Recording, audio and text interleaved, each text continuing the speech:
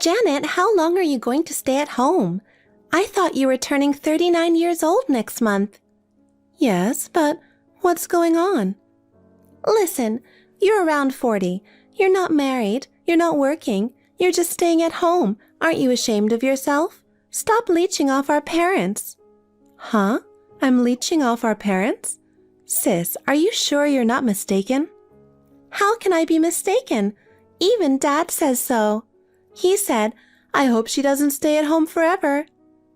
Did he really say that? Yes, he did.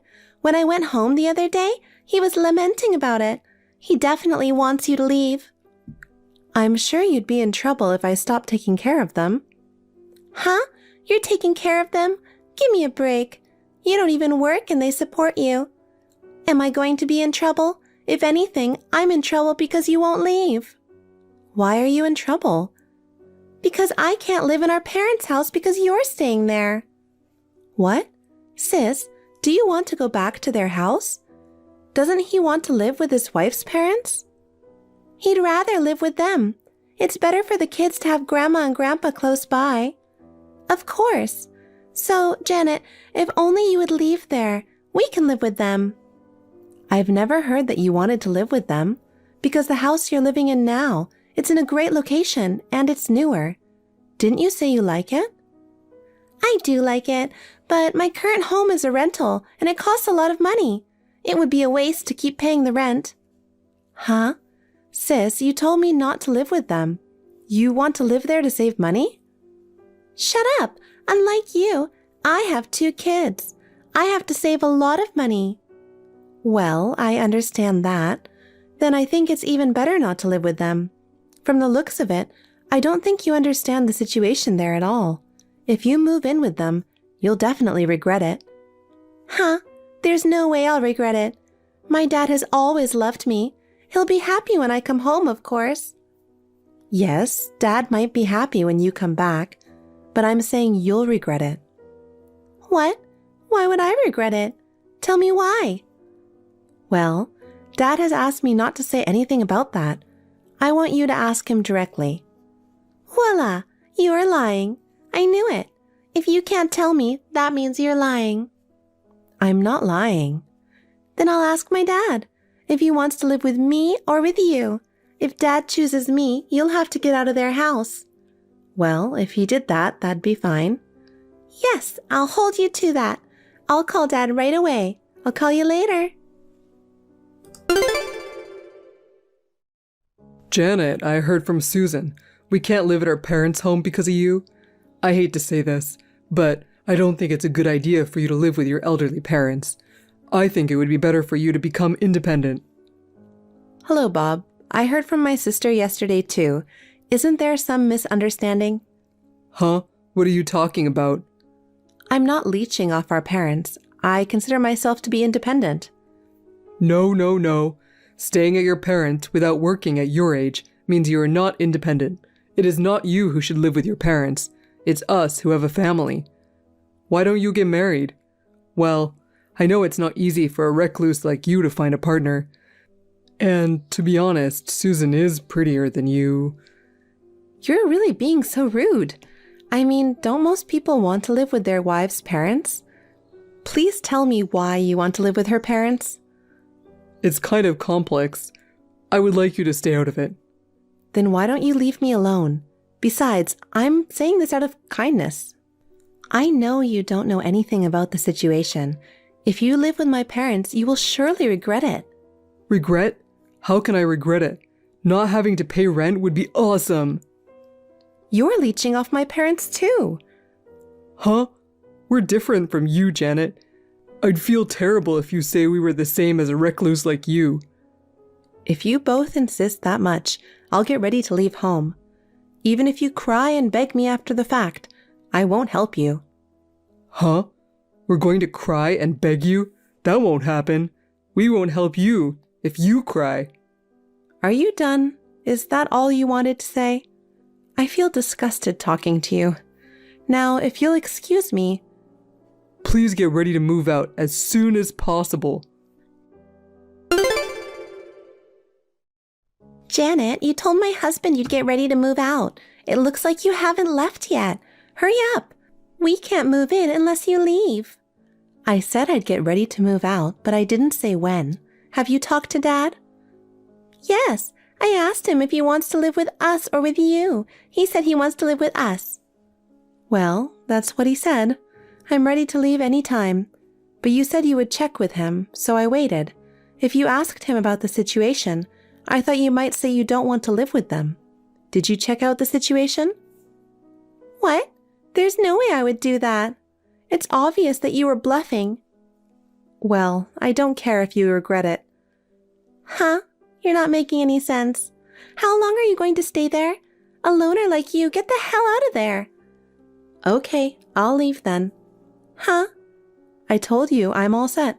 I'm leaving right now. You're so understanding, aren't you?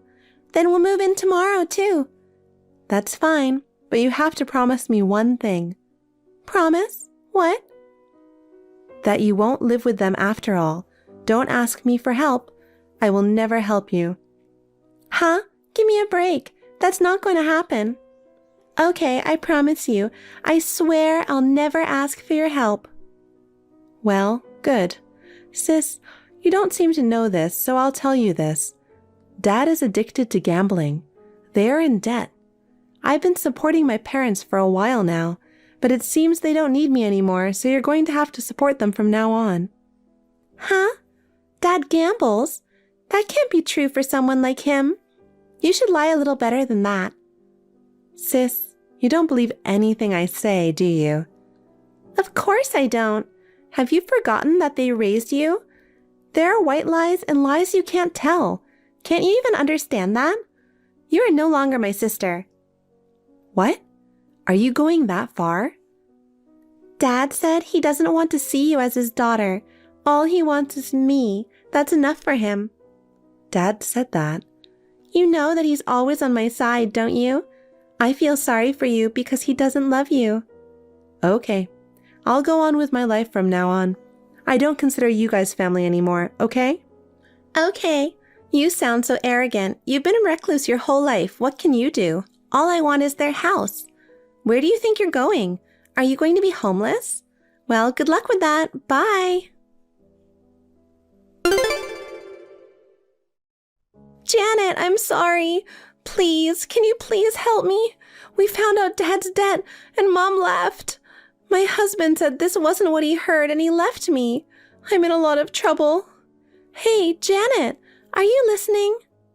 Who is this? Huh? Don't be silly. I'm your sister, Susan. I don't have a sister nor a father. Huh? What are you talking about? You lived with Dad a little while ago. Your sister is in trouble, so don't act like that. I told you, I don't have a sister. Come on. Now is not the time for such jokes. Joking? I'm not joking. You told me first that I wasn't your sister or anything. I cut you off then. I apologize for that. Please stop talking like that. I just want you to hear me out. About what? What you said was true. Oh, about the gambling? That's right. I had no idea that my serious and kind father was addicted to gambling, and he is in so much debt. That's why I told you to check with him. You didn't check, and you didn't believe me, and now you're contacting me. What do you think you're doing? All I want to know is, if that's the case, how did you guys live? I asked him, but he wouldn't tell me. Even though Mom works part-time, she's too old to make enough money. They have to pay off the debt with their little pension, and I wonder where they get the money to support a recluse like you. Janet, do you know how they did it? I was paying for them. Huh? Yes. The mortgage on the house, the living expenses, Dad's debts. I was paying all of them. That can't be true. Janet, you've been a recluse all your life. Sis, I think you've been mistaken all along. I'm not a shut-in. Huh? I used to go to work, but Mom told me that Dad got addicted to gambling. He got into debt. It was the first time I'd ever seen her sobbing uncontrollably, so I decided to help her out. I switched to a work-from-home job. Luckily, I have good credential, and now that I'm starting my own business, I'm making more than double what I was making as a company employee. You? So you really were supporting Mom and Dad. Why didn't you tell me sooner? I told you before, didn't I? Dad didn't want me to tell you. He's too proud of himself. By the way, you said Bob left too, right? What do you mean? Are you divorced? Not divorced yet, but he got mad that it wasn't what he heard. If he is at my parents' place, we can survive without working for a while. He decided to move in with them because I told him that he could take time finding a job. He said he didn't know that Dad had debts. He left saying, I'm going to live with my parents. Don't you think it's too irresponsible for him to leave me and my kids behind? I don't even work. How am I supposed to survive? You and Bob, calling me a recluse leeching off Mom and Dad, but in fact, you guys were. That's really funny. I think you two are the worst kind of people, and I think you make a good match for each other. Why don't you two continue to get along? If you hate me, say what you want. I apologize for calling you a recluse leeching off Mom and Dad. I'm really sorry for calling you like that. What's wrong? You sound normal. I'm scared. Janet, please come back to their house. Huh? Of course I don't want to. I'm finally free. There's no way I'm going back now. Then why don't you send us some money? If you're making more than double, you could at least help me out a little. Don't be so naive. We had a deal, right? Didn't I tell you not to ask for my help? Then you said you'd promise, right, sis? Take responsibility for what you said. It's no use pretending you don't remember. I have your texts as evidence. Because at the time, I didn't know that Dad was in debt. No, I told you about the debt and the gambling. You can't just run away. Where do you live now, Janet? Tell me where you live. I'm going to see you. If I talk to you directly, I'm sure you'll want to help me. Because we're sisters. So we're not sisters anymore. Besides, I live on an island now. What? An island? I always wanted to live somewhere with lots of nature. So I decided to live on an island that I fell in love with after a trip there a few years ago. I work from home, so I can work from anywhere. Well, then it's not so easy to visit you. You don't have to come. I'm not even going to tell you where I live. Don't be so cold. Mom and my husband left me with a dad in debt and 2 kids, and I'm unemployed. How am I supposed to live? Don't worry, Mom is safe and sound. Janet, you know where Mother is? Tell me where she is. Of course I know. She lives with me. Huh? You and your mom? Mom couldn't forgive Dad because he was the one who got into debt and depended on me, and yet always badmouthed me. He kicked me out of the house. He even decided to live with your family on his own, and I think she lost his patience with him. When I told her that I was going to leave home and live on the island, she said, "That's nice. I want to live in the countryside too." I asked her if she wanted to live with me. She said, "If it's okay with you, then take me with you." So we decided to live together. I love you, her. From now on, I will consider her as my only family. You too, forget about me and your mother. Support your father. Oh no, I don't have a job. How am I supposed to support him and 2 kids? I'm sorry. Please help me too. You know, there are plenty of working mothers out there. Besides, you kicked me out of the home. Now you want me to help you when things go bad? If you think things go as you want, you are mistaken. I don't want you to bother me when I'm living peacefully on the island. I'm going to block you now. Wait a minute. Janet, don't give up on me. Janet?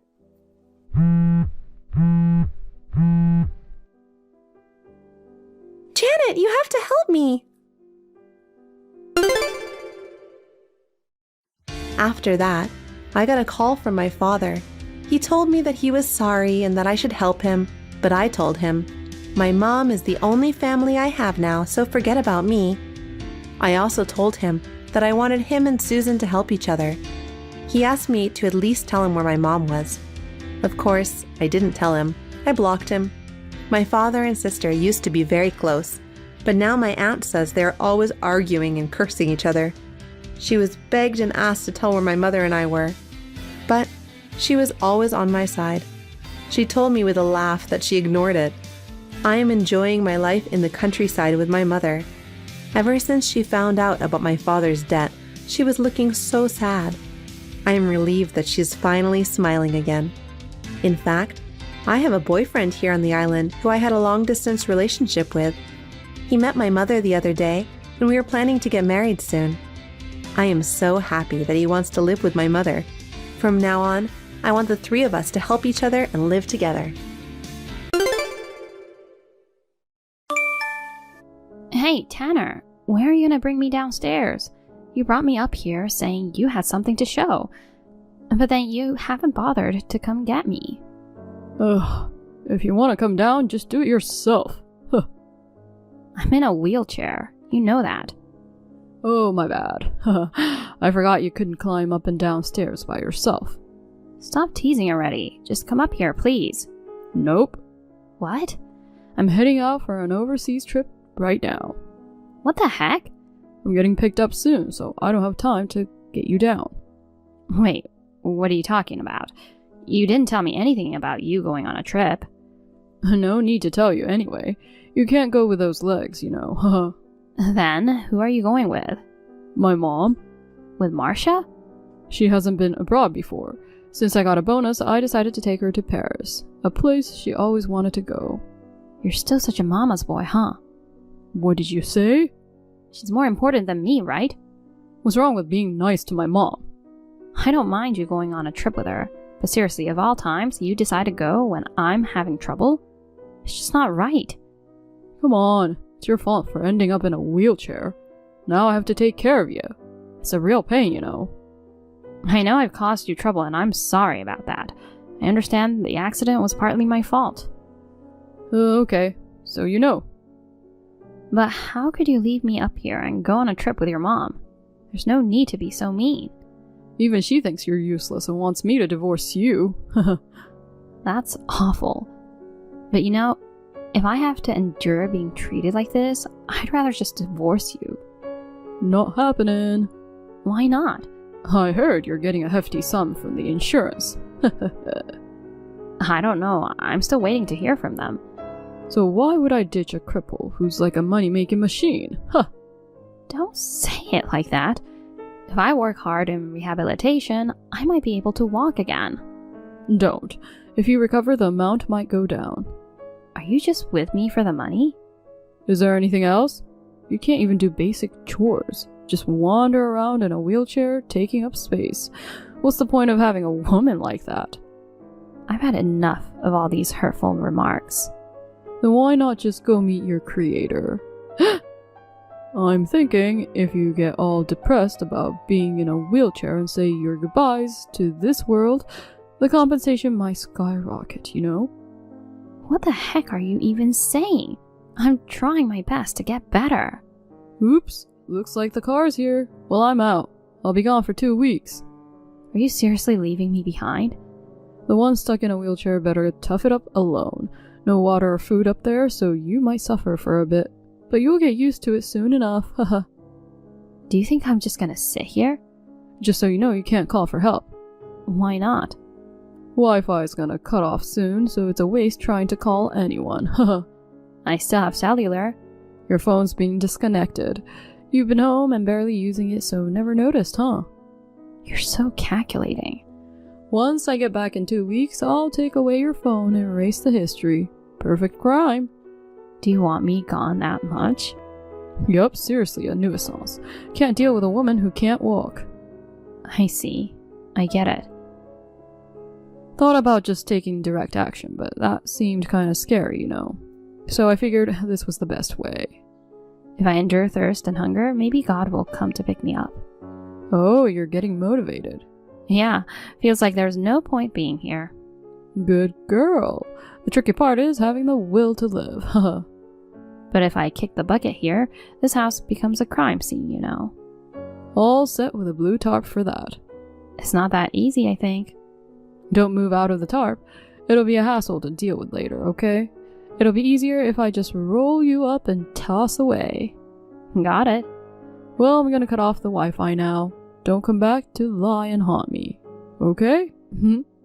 I'm scared of that kind of stuff, you know? Alright, got it. I love you. Huh? I'll watch over you once I'm gone. I'll be by your side forever. Stop it, seriously. Well then, good luck. Meredith, I just landed. Oh right, forgot you don't have Wi-Fi. Anyway, maybe you're already gone. Darn you. You've really done terrible harm. Meredith? I won't let you get away with this. How could you do something so awful to her? Who's this? Josh, her brother. Oh, him. Why do you have her phone? I couldn't get in touch with her, so I came over. And this is how I find my sister. Well, why is she left upstairs in her wheelchair? Well, maybe she started rehabilitation. I saw the chat history. You intentionally left her up here. Oh, you saw that? I was planning to erase it later. You pulled this stunt and then went on a trip? Outrageous. Why are you so mad? What kind of person wouldn't be upset after seeing their family end up like this? I should be the one to get upset, you know. I married her because she was a healthy, strong woman. But then she became useless after the accident. If that's the case, you should have split up, like she suggested. You kept her around for the money, but treated her like a nuisance. I'm the type to use whatever's available. You're the lowest human. Can't believe you call yourself her husband. Once she ended up in a wheelchair, my love for her disappeared. With no Wi-Fi, no water, no food, she must have suffered a lot. Did she seriously kick the bucket there? Yeah. Man, she's really dumb, huh? What did you say? I mean, her legs are bad, but her arms still work, right? She could have crawled to the stairs and tumbled down. That would have caused more injuries. But isn't it better than starving? She probably gave up on living, unloved by her husband and with no hope for the future. Maybe she just wanted to be liberated from all that pain. If that's the case, I guess it's good for her?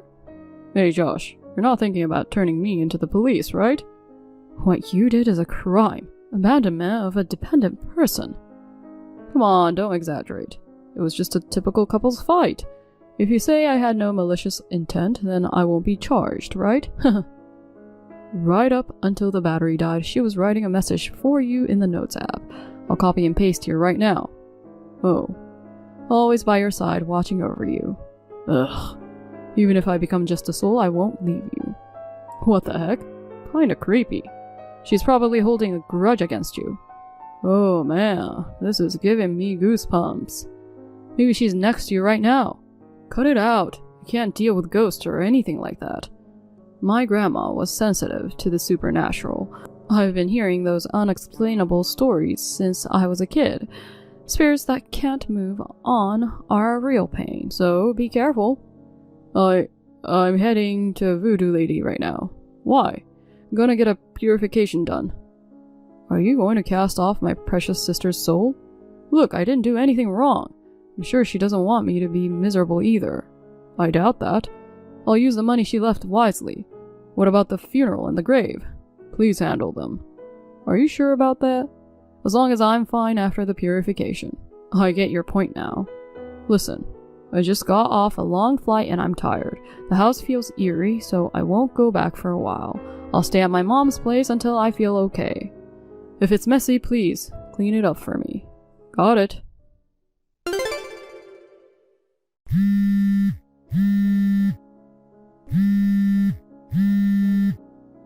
Josh, pick up! Man, what is it at this early hour? Thank goodness, you still haven't canceled her phone number. I don't have your contact. I was worried I couldn't get in touch with you. What do you want? I've had it, man. Had what? I hear Meredith's voice at night. She sounds agonizing, saying, I'm hungry, I want something to eat. How sad. Because she left on an empty stomach. Have you been praying for her soul over there? Offer her favorite snacks at her grave. That's useless, you know. She's haunting you out of resentment. Oh God, spare me. You know what? I think I had a glimpse of a long-haired woman giving me an icy stare from the shadow yesterday. She looked just like her. If it's not just a voice but also appearing, that's strong evidence of deep resentment. Seriously? Anything else? There shouldn't be anyone else in the house but me, but I hear noises, and when I come home from work, things are out of place. That's proof that she's around. Have you been going back home regularly? Yeah, but I'm scared to go upstairs. Also, the blue tarp I put on the floor upstairs was folded and placed in the downstairs closet. Did you do that? Blue tarp? I tossed it after finding her, so it shouldn't be there. Really? Oh no. So that means she might have put it in the closet. No way. She can't do that, can she? She was a meticulous person, you know. Even as a soul, she probably couldn't stand leaving things messy. No way. I'm freaking out. Do something. Did you get a purification done? I did. I paid $250, but there's been no effect. Maybe you need to go again. Oh man, really? If you go for a proper purification, it should cost more than that. Is it that expensive? I think I remember my grandma saying something like that. Can I just ask her to do it for me? She's long gone. Darn it. I can't go on like this. I hear her voice every night crying, I'm in pain, I'm lonely. Well, since that's gonna last a lifetime, you'll get used to it eventually. No freaking way! She's your sister! Take responsibility and help her move on. Should have taken care of her yourself instead of neglecting her. I feel bad about it. That's why I apologize to her out loud every night. But then I hear her say she won't forgive me. It's so freaky that I feel like I'm going crazy. Just suck it up. Hey, come over here and try to talk to her. Nope. Later, man. Wait, Josh! Hey, Meredith, I got a message from Tanner earlier. Sounded like he was pretty freaked out. He's scared of things like the supernatural big time. If he watches scary shows on TV, he can't even go to the bathroom alone at night. Seriously, he's such a kid. I'm getting tired of haunting his place every night now. I can't believe you pulled this stunt for this long. I'm pissed off, you know. Money and divorce ain't gonna make it right. True. When I saw those messages, I was ready to blow a fuse too. I'm glad you came over that day. You saved my life, you know. I had work near your place, so I just dropped by. Nobody answered the door, and when I realized your phone was disconnected, I felt something was off. Then I heard your voice from the upstairs window. When I saw you, I swear I felt the presence of Jesus, the Savior. The front door was locked, but luckily the kitchen window was open. I didn't expect you to be left stranded on the second floor, though. If I really wanted to, I guess I could have gone down by clinging to the railing. Well, you might have slipped all the way down and added more injuries. It was risky to do it on your own. Anyhow, it's awesome that you're walking again. Yeah, my recovery was so fast that even my physio was dumbfounded. I was determined to walk again, especially to get back at Tanner. Anger is a powerful thing. I can feel it when I look at you. But seriously, he didn't even think about my funeral and stuff. It ticks me off even more. When are you gonna come clean? I'm sure he's gonna figure it out soon, even though he's an airhead. Never. Seriously?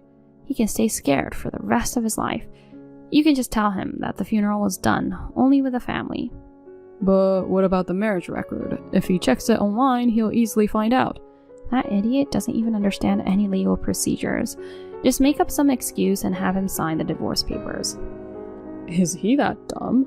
Yeah, super dumb. Even when we got married, he was clueless about the paperwork. He thought once he proposed, we were legally married. Why'd you marry someone like that? I found his airheadedness cute back then. Now I seriously regret it, though. The tarp thing, too. I mean, you'd think he'd imagine the police coming to clean it up. But more than worrying about getting arrested, he's only scared of supernatural phenomena. It's pretty crazy. Well, what am I going to do to him today? Having a spare key gives you an upper hand, huh? You can sneak into the house whenever you want. Yeah, he's such a sissy, you know. It's amusing how he freaks out with just a little scare. I guess I'm going to hide in the closet again and play some pranks today. You're such a quirk. Considering what he did to me, karma won't bite me. Don't go too far, though. Well, I guess I'll give him a fanfare tonight. Help me, Josh. I'm going insane. I was in the bathroom and someone knocked. There's only me in the house. I almost wet myself. Thankfully, I was in the bathroom. Honey, What? it's me, Meredith. Stop it. I'm really losing it. Help me, honey. I'm in pain. Please, stop it, Josh. Okay, should we switch to a voice call? You want to hear your beloved wife's voice, right? No way, it's too scary to talk directly. Is this really Meredith? So you are alive. No. A person who's not in this world can't text. Don't you know, I can use telepathy to send messages on the phone. What? Being sent off by you, I wander aimlessly with nowhere to go. It's painful, it's lonely. I won't forgive you. I hear it every night. You were in the bathroom for quite a while earlier. My stomach hasn't been great lately. It's your fault. I'm sorry, but I don't know what to do. I can't leave you. Please, just go somewhere else.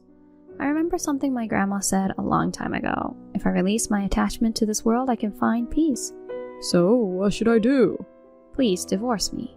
Divorce? You're not in this world anymore, so what does it matter? But you haven't done any paperwork, right? We're technically still married, so I guess I can't let go of you. Ask Josh. He'll tell you how to go through the process. Got it. Anything else? If you have any lingering attachments, tell me. You need to include that you're giving up all shared property in the divorce papers. What the heck? We were saving money for the future, right? I'm planning to use it for another trip with Mom. Oh, really? Then maybe I should visit her after this. Stop it, don't scare her. So you'll do what I say, right? Okay, whatever. What do I do with the money, then? I want you to give everything to Josh. That'll just benefit him. But you've left all my funeral arrangements and the grave to him without contributing a penny, right? Fine. Divorce and money. If that's what it takes for you to find peace. And some alimony. Huh? Are you kidding me? You're alive, aren't you? You're pulling a prank on me. How I wish I was still living. I'm behind you right now. Can't you feel me? You're wearing a black hoodie and gray sweatpants. Oh, yeah. But that's just what I usually wear. You just guessed it. There's a beer bottle and potato chips on the table. With that kind of diet, you'll get a beer belly. Oh my god. I can't see you, but are you really here? Yes, I am. Being able to communicate with you like this through telepathy means you know what might happen next, right? What? If I really try, I might be able to bring you to my side. You... Be careful when you're waiting for the traffic lights or driving a car. Stop it. Don't take me with you. Going to heaven alone is kind of boring, you see. I'd rather go with you. I don't want to go there yet. So, will you do what I say? Got it. I'll do everything you say. Just please go away tonight. There's one more thing you need to do. What the heck? Going to the police. But if I do that, I might get arrested and end up in jail for the rest of my life. Don't worry, I'll be with you whether it's the police, jail, or the afterlife. Wait, didn't Josh call the police? Why haven't they visited me yet? Just noticed? Something's off. What's going on? I stopped them with my telepathy. You can do that too?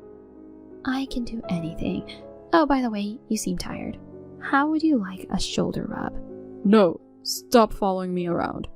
If you accomplish everything I said, I should be able to find peace. Okay, I promise I will, so go away. After I've seen it through. I'll make sure to do everything right. Then police will be the last stop after everything else is done. Got it? Fine, just disappear already.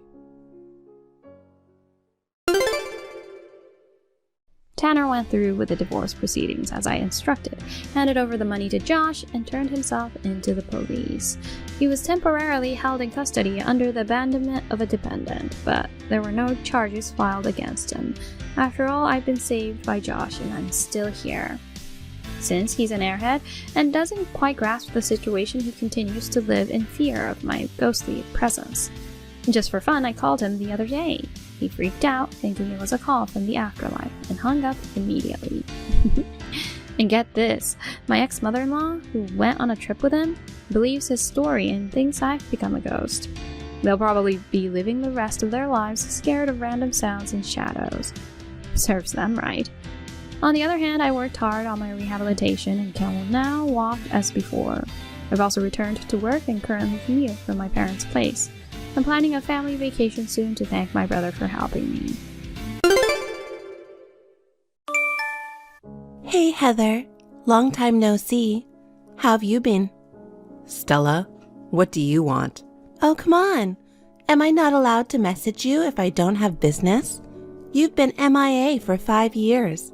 I've been worried if you're even alive. Don't worry, I'm doing just fine. So, what's up? If it's just to confirm that I'm alive, let's end the conversation here. Hold on a sec. I reached out after so long, and you're giving me the cold shoulder? I'm your only sister, you know? Sister? Who are you talking about? I thought we ended our relationship 5 years ago. What? I haven't forgotten that you snatched my fiancé. Stop mentioning that we're sisters. Oh, wow. You're really persistent about that, huh? Still hung up on the past? Maybe it's just the past for you, but I don't intend to forget and forgive. You say I snatched him, but he was the one who made a move on me. It's not my fault at all. Oh, please. You flirted around and seduced him. You guys exchanged numbers behind my back. The wedding date was already set, but he suddenly dumped me. When I pressed him for a reason, he said he switched to you. It was a huge shock. On top of it, I had to deal with the harsh reality of canceling the venue and explaining everything to people you know. Speaking of which, you looked seriously depressed back then. I thought you might just disappear. I really wanted to vanish at that time, but with encouragement from my family and friends, I somehow managed to pull through. You never apologized, but called me a loser and mocked me. So, I don't want to see your face, and chatting with you makes me sick. Come on, don't be so uptight. I messaged you today because I have some important news. What? I'm pregnant. Oh, with Mark's baby? Nope, it's not his. We broke up a long time ago. Wait, not his? Then who's the father? When did you get married? We're not married yet. Got pregnant first, so the order got mixed up. Planning to get hitched soon. So the guy isn't someone I know, huh? Actually, you're quite familiar with him. Who? I'm pregnant with your fiancé's baby. My fiancé? Yep. Terry's kid is inside me. Terry? Shocking, right? Haha, sorry. I've snagged your fiancé again. But it's not my fault, you know. This time, too, he made a move on me for real. You'll let this go, right? Well, if you wanted a baby, then it's a good thing, I guess. Wait, aren't you feeling bitter? Nope. Genuinely, congratulations. Hold up. I'm pregnant with your fiancé's child. And you're congratulating me? Seriously? Well, I don't feel bad at all. I'm not engaged to anyone, so... Stop it. Why do you have to act so tough? He's your fiancé, right? Nope, he's not. He's nobody to me. Geez, Heather, you're really peculiar. Pretending to be nonchalant when you're probably seething with jealousy inside. Well, I don't have a reason to be jealous. By the way, why did you break up with Mark? You went to such lengths to steal him from me. You seem so into him. I thought you'd be married to him by now. I got bored and dumped him. Oh dear. I was planning to marry him at first, but I lost interest as the time went by. He was your boyfriend, so I was into the chase. Once he became mine, the passion faded away. We split after about a half year. You're terrible. So you didn't actually like him? You just picked him because he was my fiancé. Obviously. Stealing from you had its charm. Then you'll probably get bored with Terry soon, too. You're with him just because he's supposedly my fiancé, right? Since I'm having a baby, I'm not going to ditch him. I'm already 28, planning to settle down by marrying him. Uh-huh. I feel bad for you that I'm the only one getting happy. Being over 30, It was probably the last chance for you to get married. But I snagged him.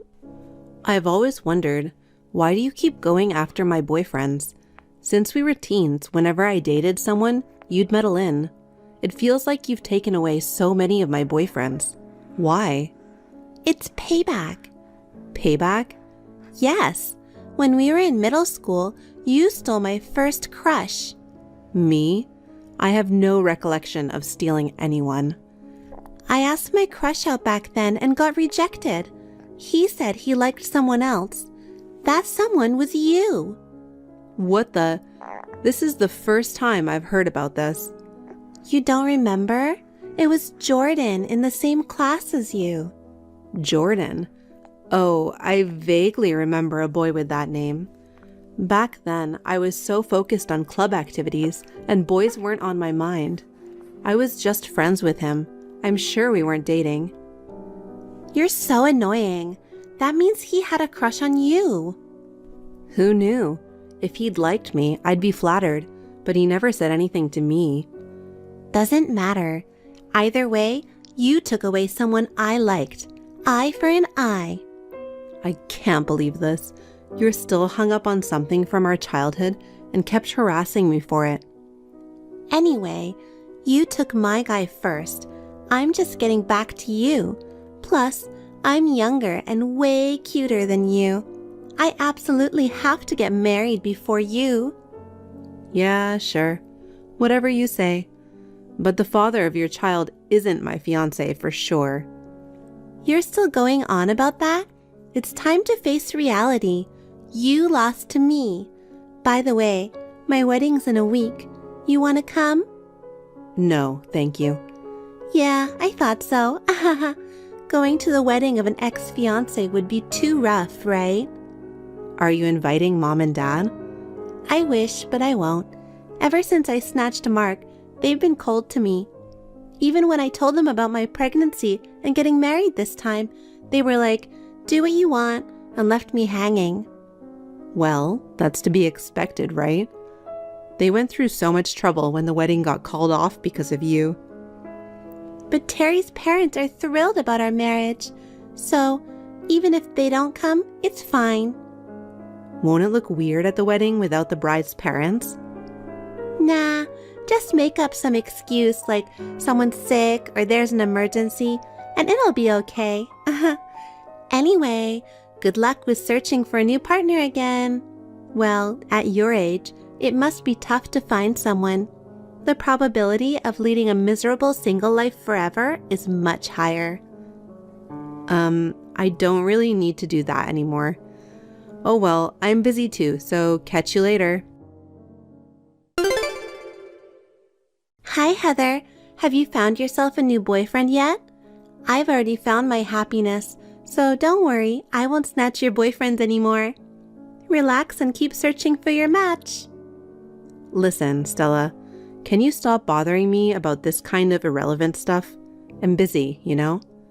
Come on, who are you kidding? It's Sunday, no work, so you're free, right? I'm busy even at home. Hey, don't you remember what today is?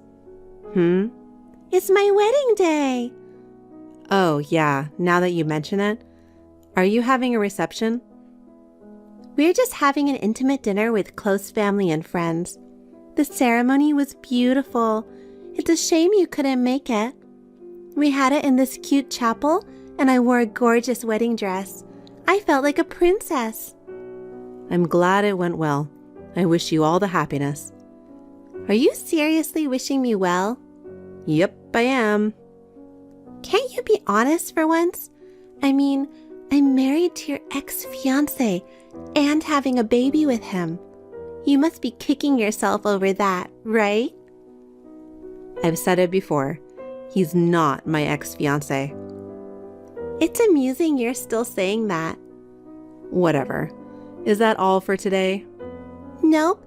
I found out the gender of the baby. Uh-huh. Don't you want to know? I don't really care. It's a boy! Didn't ask, but okay. When his parents found out it was a boy, they were ecstatic. They praised me, calling me the perfect daughter-in-law. Getting praised for having a boy sounds like an outdated view nowadays, doesn't it? Hey, can you not be nasty about it? They really adore me, you know. They thought Terry would never get married. They said, having such a beautiful daughter-in-law feels like a dream. Oh, really? You're pretty pitiful. Past 30 and still can't get married, can't have kids. That's like a loser's life. I don't think happiness is solely about getting married and having children, you know? And you don't know anything about me. Don't go labeling me a loser. Yeah, whatever. Enough of that sour grapes. Listen, Stella. You seem to have it all wrong, so can I tell you the truth? I said I'm done. Tired of hearing the losers lament. If you're so upset, why don't you find someone nice quickly? All right, I'm off to dinner now. I'll send you some photos from the wedding.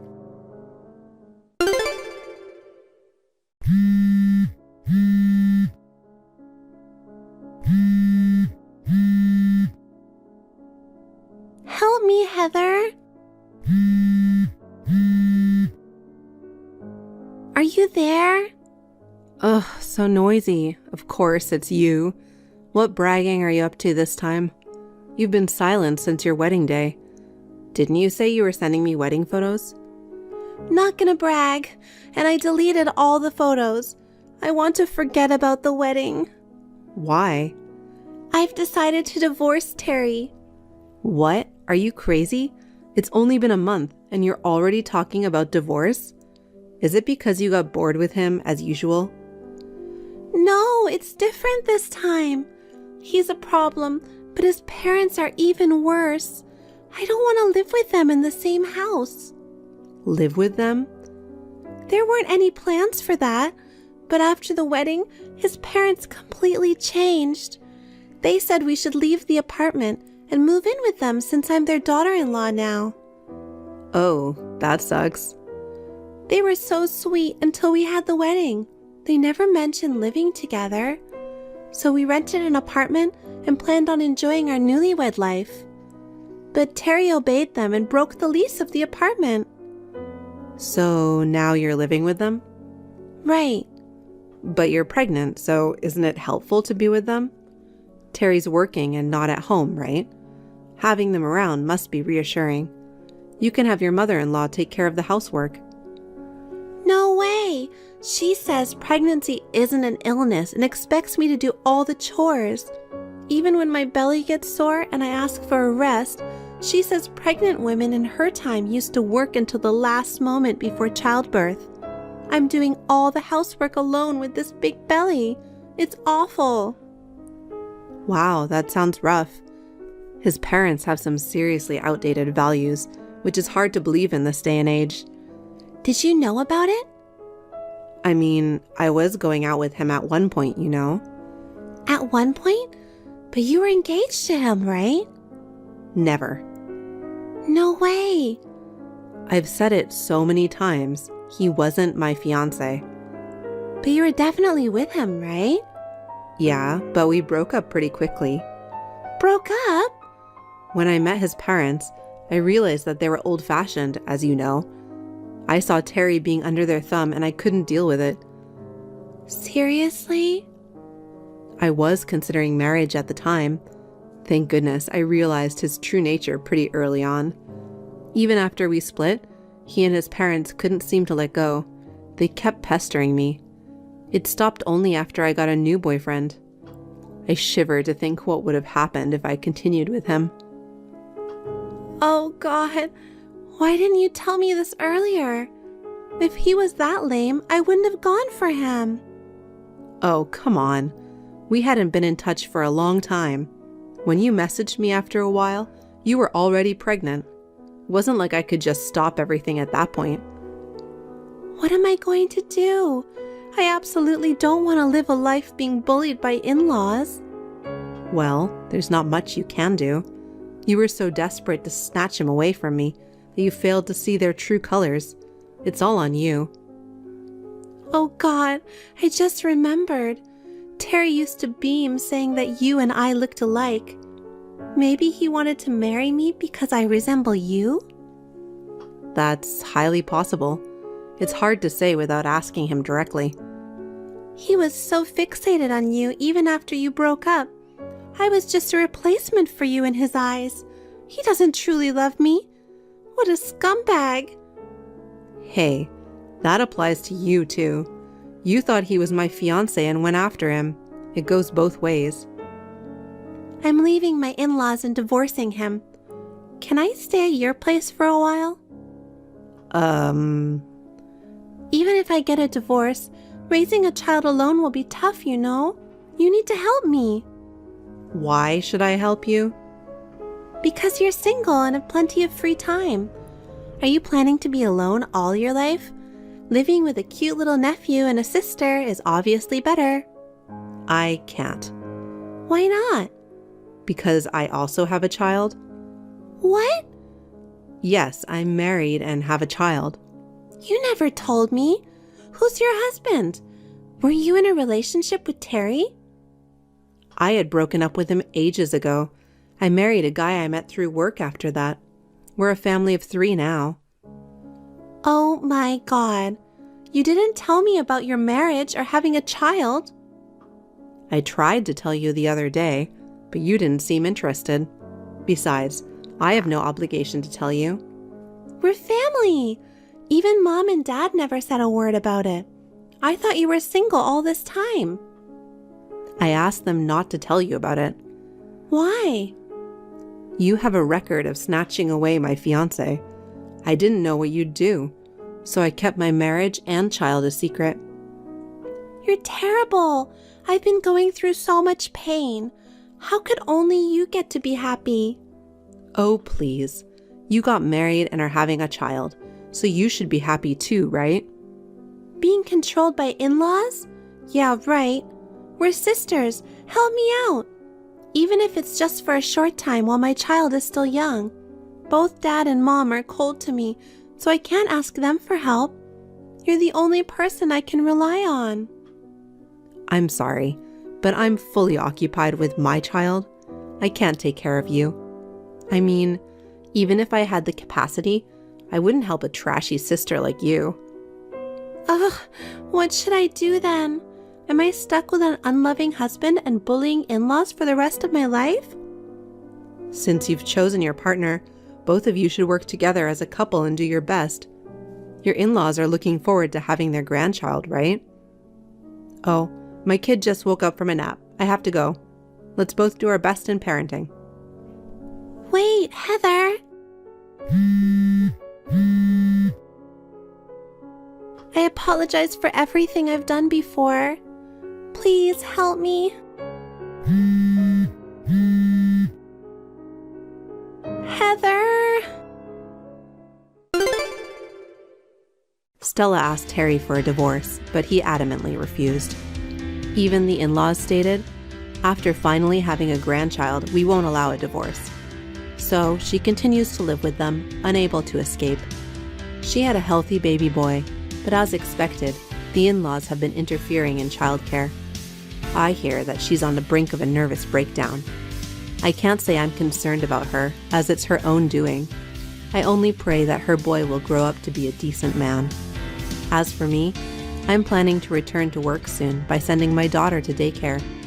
Although I've had a tough period due to Stella continuously stealing my boyfriends, it led me to meet a husband who genuinely loves me, and I'm blessed with an adorable daughter. Right now, I'm enjoying the happiest time of my life. My relationship with both my parents and my in-laws is excellent. I'd like to continue living my life, cherishing my family. Mom, I have something to tell you. Oh, Maya, it's been a while. 4 years since you left home? What's up? I've got a job. Okay. Is that all? I mean, aren't you interested in where I'm working? Not at all. As long as you're not causing trouble for the family, I don't care what you're doing. Just don't mess up at work and come back home. You're so cold to your own child. Well, it's nothing new. You were indifferent when I got into college too. Can't help it. I have Christy, who is beautiful and smart. I'm not interested in you, the ugly and useless one. Useless? I always worked hard at school. I had better grades than Christy. Shut up. For women, looks matter more than brains. Really, how can two sisters be so different? She's sweet and charming, but you're twisted and, unlike us, ugly. Yeah, okay, sorry for being ugly. By the way, what is she doing now? She's working part-time. Part-time? I thought she got a job after graduating from college. She couldn't fit in and quit in less than a year. Sigh. So she's living off you in her mid-20s? What a waste of a college education. Shut up. She's beautiful, so she'll get married soon and doesn't need to work hard. Unlike you. You're ugly, so no one will marry you. You'll be working forever. You're still spoiling her, I see? Spoiling? There's nothing wrong with parents supporting their children. It's better to help her become independent. You know, you're really annoying me. You didn't need to text me just because you got a job. Fine, whatever. I just wanted to let you know I started working. We'll see how long it lasts. As I said, if you quit and come back, there's no place for you here. I know. I never planned to come back. I got a job I really wanted, so I'll stay here and work hard. Whatever. Don't contact me over trivial things. It's annoying.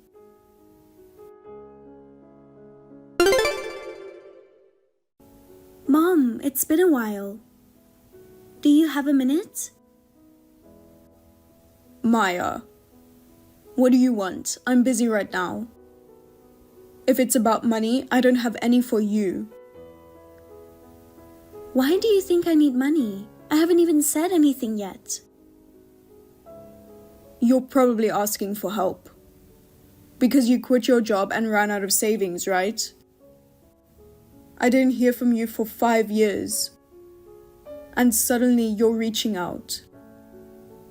It's usually either asking for money or because you've done something wrong. That's just how it goes. Why do you always assume the worst?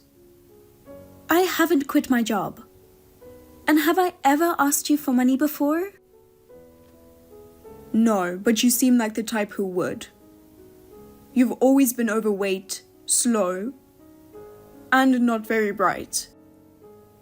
You seem like the kind who'd easily be scammed. So unlike Christy. That's not what this is about. Okay, then what? Can you make it short? I'm busy.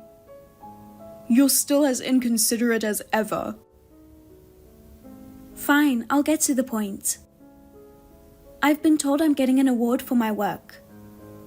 They suggested inviting family to the ceremony. An award? Knowing you, it must be something insignificant. You did win some art and essay contests back in elementary and middle school. But celebrating over those was ridiculous. It's not like that. This is for my job. If you and Dad want to come, I need to know so I can make arrangements.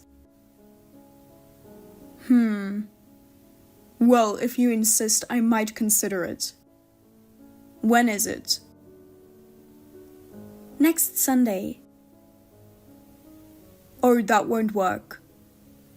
That's the day of Christy's wedding. What? She's getting married? Why didn't anyone tell me?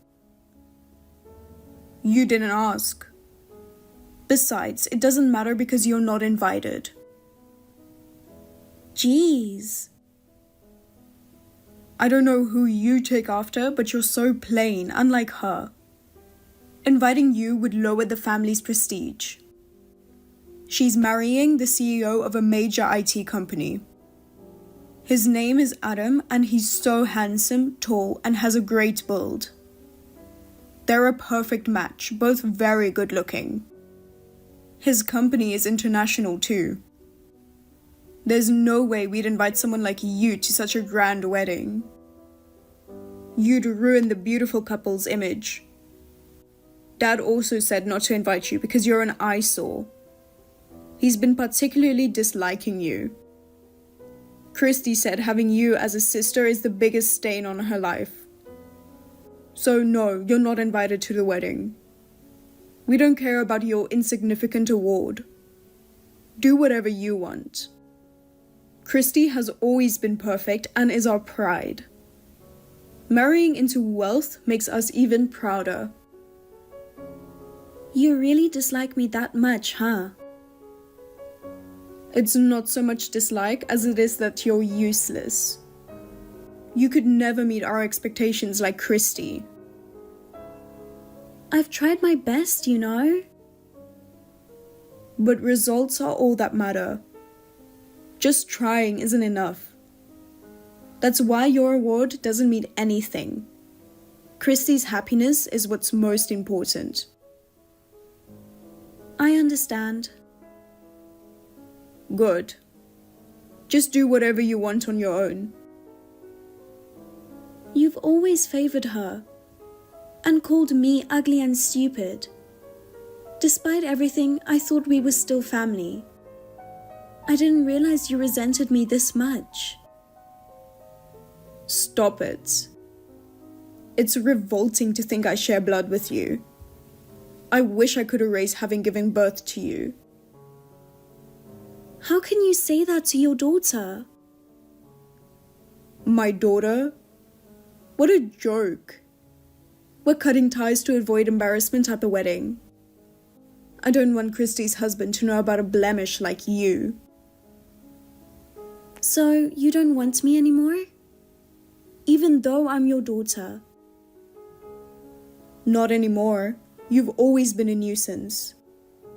Christy is enough for me. Don't bother me with your nonsense. I'm busy with the wedding preparations. Every minute spent on you is a minute wasted. If you understand, don't contact me anymore. Got it, I won't. Make sure you don't cause us any trouble. Live your life quietly and stay out of people's way, like the unattractive person you are. Stay away from us forever. I will. Don't you ever contact me either. What?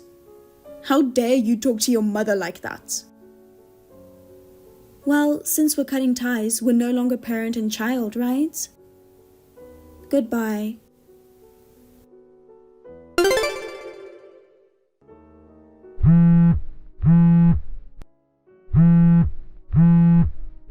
Maya, answer me.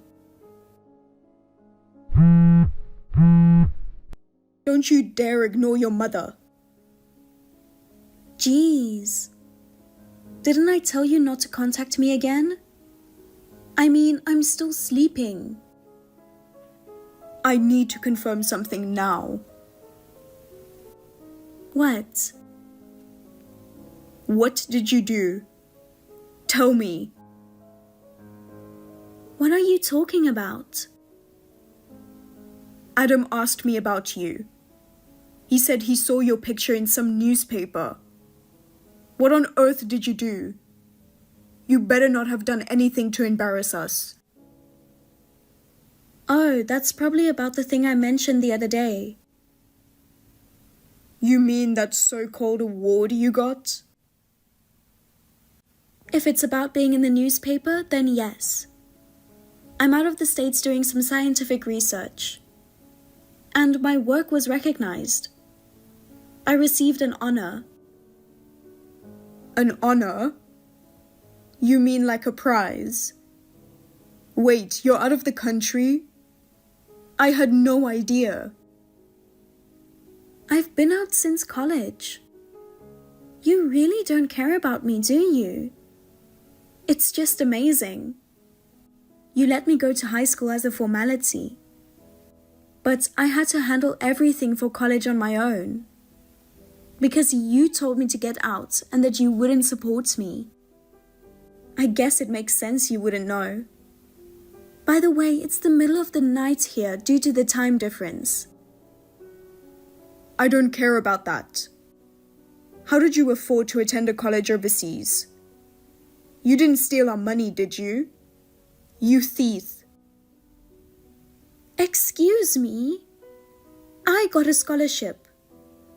You were the one who said you'd only approve of me going if I got a scholarship. You said you wouldn't give me a single cent. Oh, did I? So what? Just because you got a scholarship, you think you're special? Christy went to college from home, didn't have to work part-time, and didn't contribute to household expenses, but just spent her time having fun. She was out with friends every day and going on lavish vacations. Meanwhile, I was too busy studying and working to have any time for fun. She's worth spending our money on. You're not. I didn't use any of your money. I managed everything on my own. With the prize money I received alongside the medal, I can repay my scholarships too. Oh, you got money as well? Even if I concede that being overseas is fine, what are you recognized for? What kind of honor did you receive? It's the National Medal of Science. It's an award given to those who have significantly contributed to the country in science. That's what I've got. That doesn't make you special. Bragging about it is shameless. I'm not bragging. I guess Adam read about the award ceremony. It was grand, with representatives and scientists from all over the world. I was honored alongside national leaders and celebrities. National leaders and celebrities? You're making that up. It might be hard to believe, but it's true. I even gave a speech on stage. Photos were taken and published in the newspapers. That's probably how Adam noticed. After the ceremony, there was a celebration where I networked with many influential people. It was a fantastic experience. Oh no. It's already over? Yeah, I told you it was on the same day as Christy's wedding. You never listen. You never said it was an award ceremony. You didn't ask. I followed your approach. If you couldn't come, I didn't care. Honestly, seeing your reaction, I think it was the right decision not to come. Anyway, are we done now? Hold on.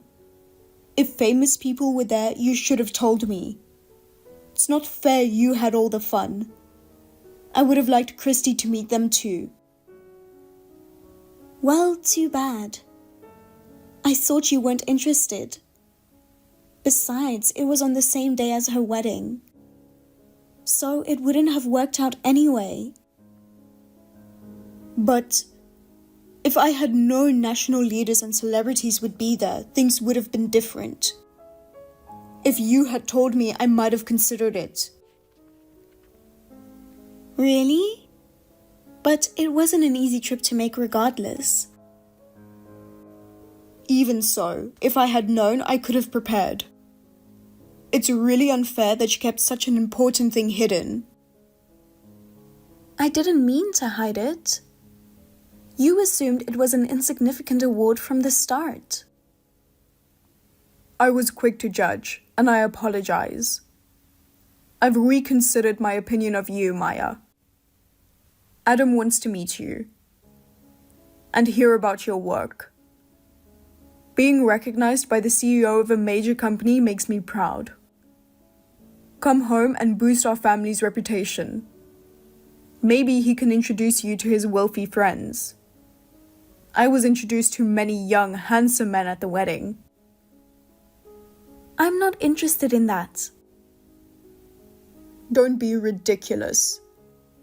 You might be unattractive, but with that medal, someone might want to marry you. I don't think it affects marriage prospects. Of course it does. I was worried you'd live a lonely life. But now you might find a husband. You should thank Christy.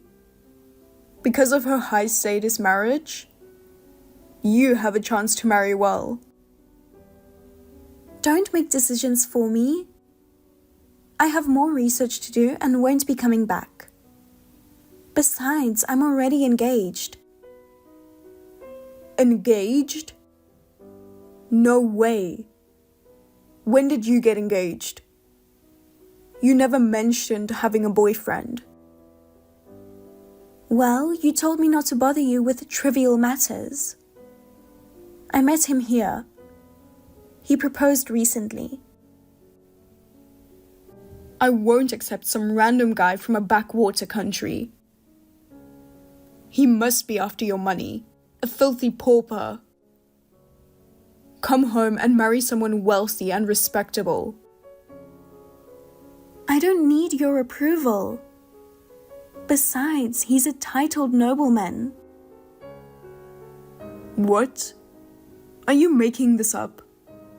Some kind of fantasy? No, he's actually a viscount here. He runs several companies and owns estates. We met at the university and hit it off. I've met his family. And we're planning to marry next year. You're lying. There's no way nobles and viscounts still exist today. This is all in your head, right? Just showing off, aren't you? Stop lying. I'm serious. Ugh, sure. You've always been a bookworm with a vivid imagination since you were a child. You've always made up stories. But this time it's true. Nobles and viscounts are from the past. There's no way they exist in modern times. But they do exist. His family has been part of the nobility for generations. You're lying to compete with Christy, aren't you? You're jealous of her marrying into wealth, so you're making up this story. It's pathetic. I'm not jealous. I can't believe your story. You've always been a good liar, but this is too much. Well, if you think I'm lying, so be it. I won't be coming back anyway. I just told my fiancé that if I returned, I'd be forced into marriage. He's begging me not to go. Oh, come on. I already promised Adam that I'd bring you to meet him. You should bring your fiancé. As your mother, it's my duty to meet him. Mother? Who are you kidding?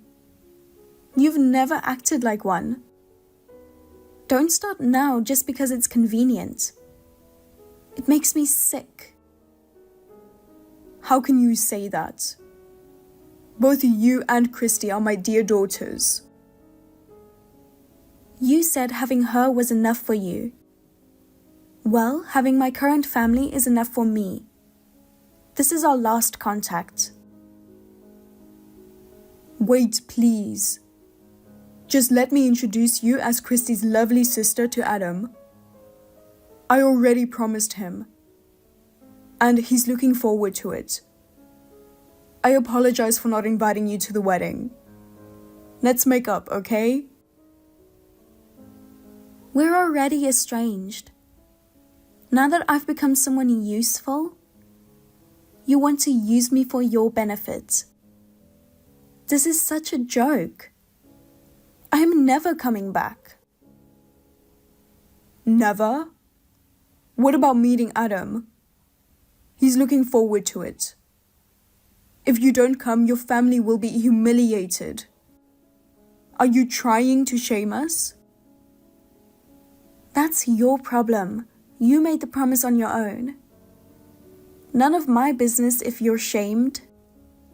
Oh, by the way, tell Christy I saw the photos on her secret social media account. The ones of her in bed with her ex the night before the wedding.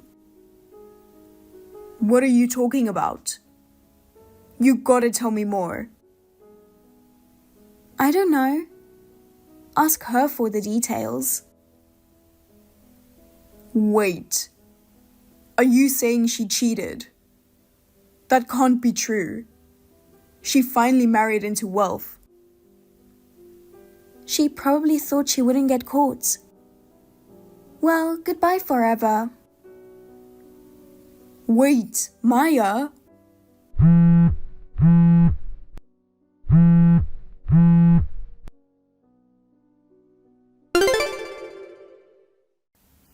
My mom persistently tried to contact me to get details about Christy's affair.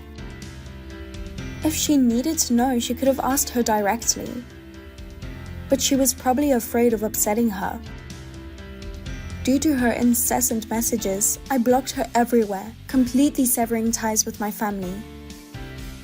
According to a friend back home, Christy gave birth. But shortly after, her affair with her ex-boyfriend was discovered, and it was revealed that the child wasn't Adam's. Adam demanded a divorce and denied any financial support for her. Since she only had a part-time job and nearly zero savings, she begged our parents for help. They did, but I bet they're now deeply regretting having spoiled her so much. Though my childhood was painful due to my family's neglect, it pushed me to become independent early on, achieve success in my career, and meet a wonderful partner. Now I look forward to building a warm and loving home with my husband.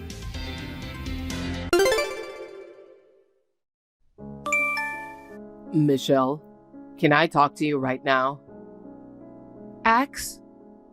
How did you find out my number? I asked my acquaintance to tell me by all means. Did I bother you? No, it's not like that. How can I help you? No, I just couldn't forget about you. What?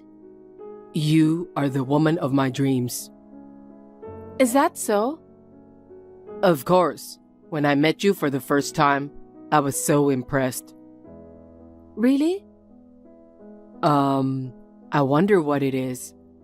The atmosphere you have, your kind personality, your elegant clothes. Everything about you is to my liking. I'm glad to hear you say so, but please stop teasing me. I'm not teasing you.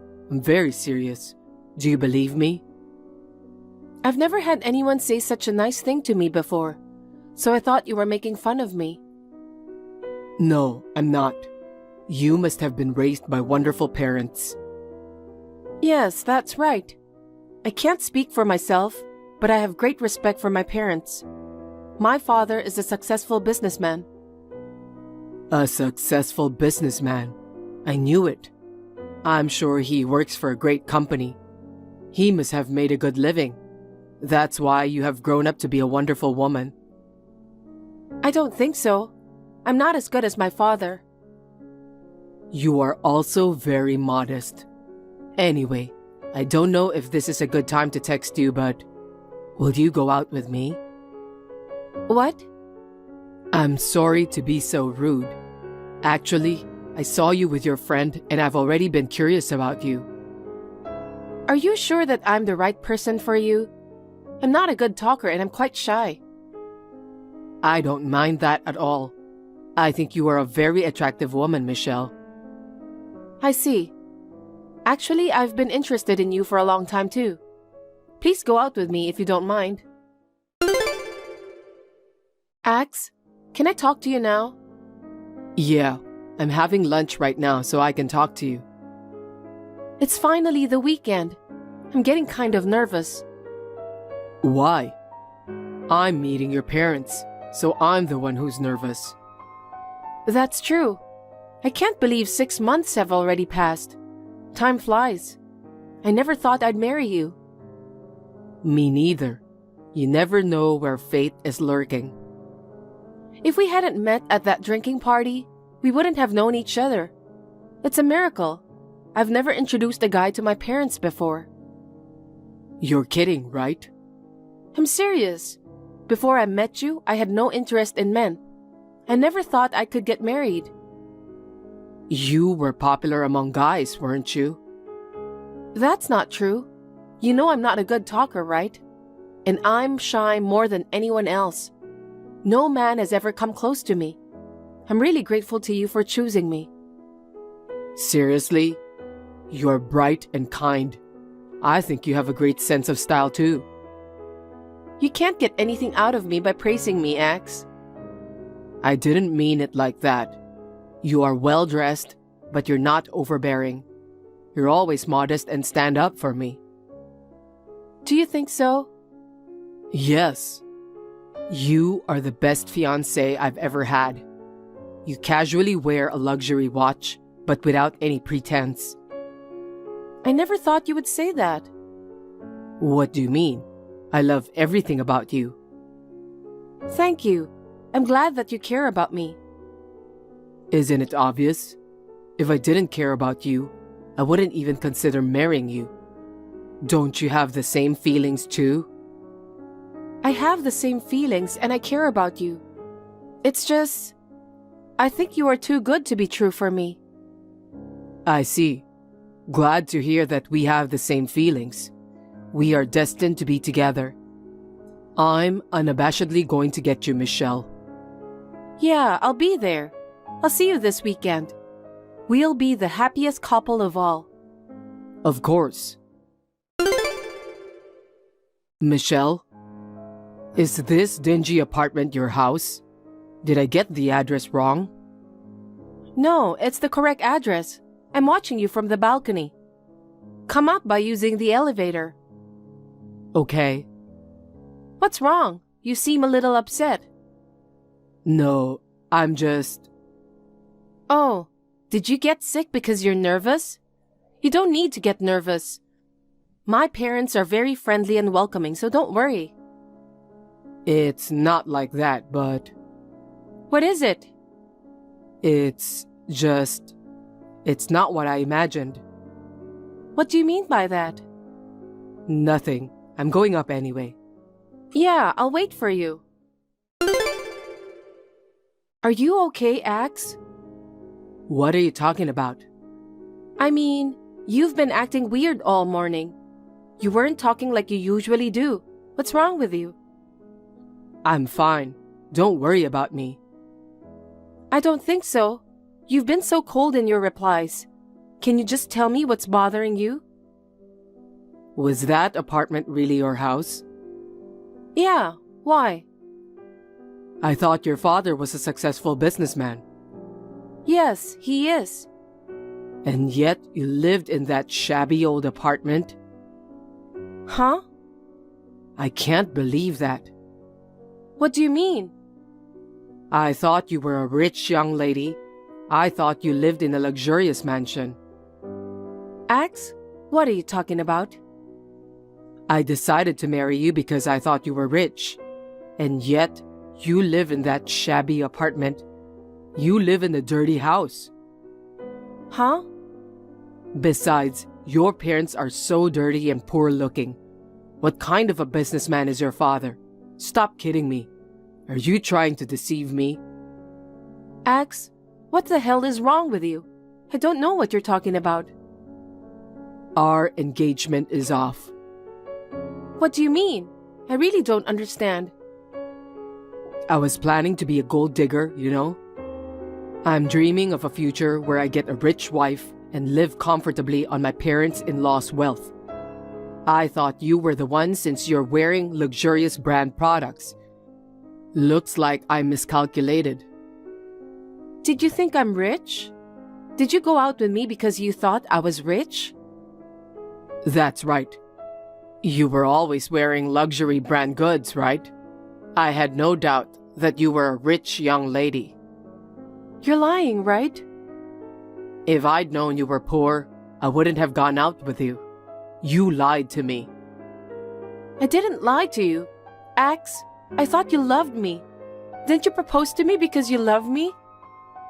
Huh? Don't be silly. I'm not stupid enough to marry a talkative and annoying woman like you. I proposed to you because I had high hopes for your rich family. I didn't know they were so poor. That's a terrible thing to say. I don't care if you want to talk badly about me, but stop talking badly about my parents. I was disillusioned as soon as I saw that filthy apartment. My brilliant future was shattered in an instant. How are you going to take the responsibility for that? Axe, did you really think that way? Is that why you were so rude with my parents? Is that bad? I can be condescending to those dirty, poor parents of yours. I have dreams too. When you said that your father is a successful businessman, I thought he was a kind of rich-looking gentleman, but he was just a dirty old man. Oh no, my father is not a dirty old man. Anyway, leave me alone. So, you're not marrying me anymore? Of course not. That dirty apartment, your dirty and poor parents, everything goes against my dreams, you know. I really loved you, Axe. It's your business what you think of me. I realize that I don't need you to make my dreams come true. That's why I decided to break off the engagement. This is just unbelievable. I didn't know you were that kind of person.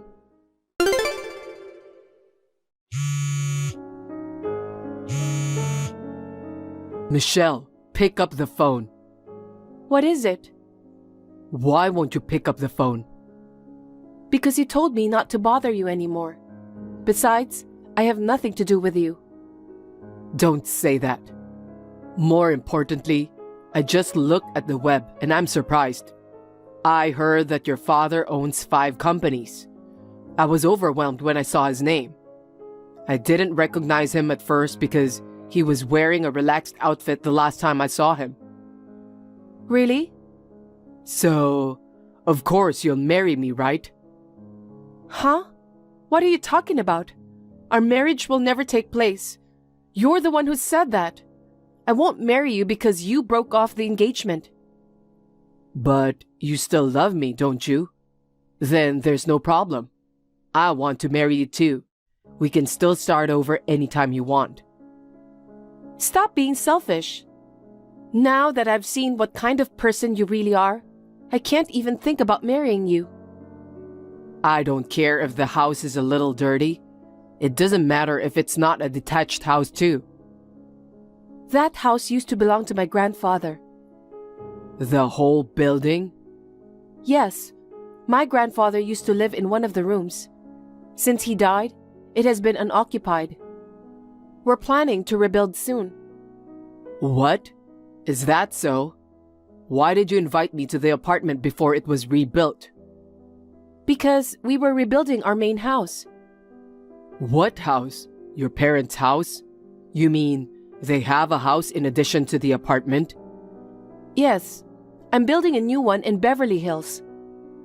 Huh? New construction in Beverly Hills? What does that mean? It's a new house, but it's being rebuilt, so we're still living there. My parents were concerned because of the noise from the construction. They didn't want to be rude to you, so they said that we should go to my grandpa's house and talk about the marriage. So that's how it was. You have a building you own, and you have another house in Beverly Hills, right? Well, that's how it is now since my grandfather died. Anyway, it's none of your business. In general, what was that attitude you had toward my parents the other day? You made fun of them, calling them dirty and poor. My parents were furious too. What? Did you tell them about the broken engagement? Of course. They said they wouldn't let a man like that be my husband. Michelle, why did you tell your parents about that? Were you trying to torture me? Take that back. I've been dating you in a very serious manner. Huh? How dare you? I'm serious about marrying you. That's why I'm going to go meet your parents, because they own 5 companies, don't they? Yes. My father is humble, but he's quite a jack of all trades. He's a man whose modesty has allowed him to expand his network and build successful businesses. I think he got that from my grandfather. I see. They're my ideal people. What? Don't be silly. What do you mean?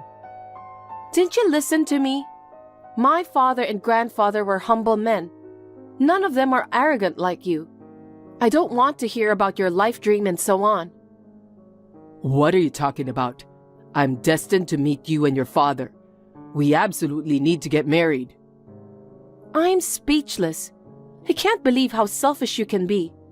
It's not me you want to marry, but you're just aiming for my father's company and fortune. I understand that perfectly. Who on earth do you think would marry someone like that? Don't be so mean. It's your fault for hiding it from me in the first place, isn't it? If you want to marry me because you love me, you won't care about my father's company or his fortune.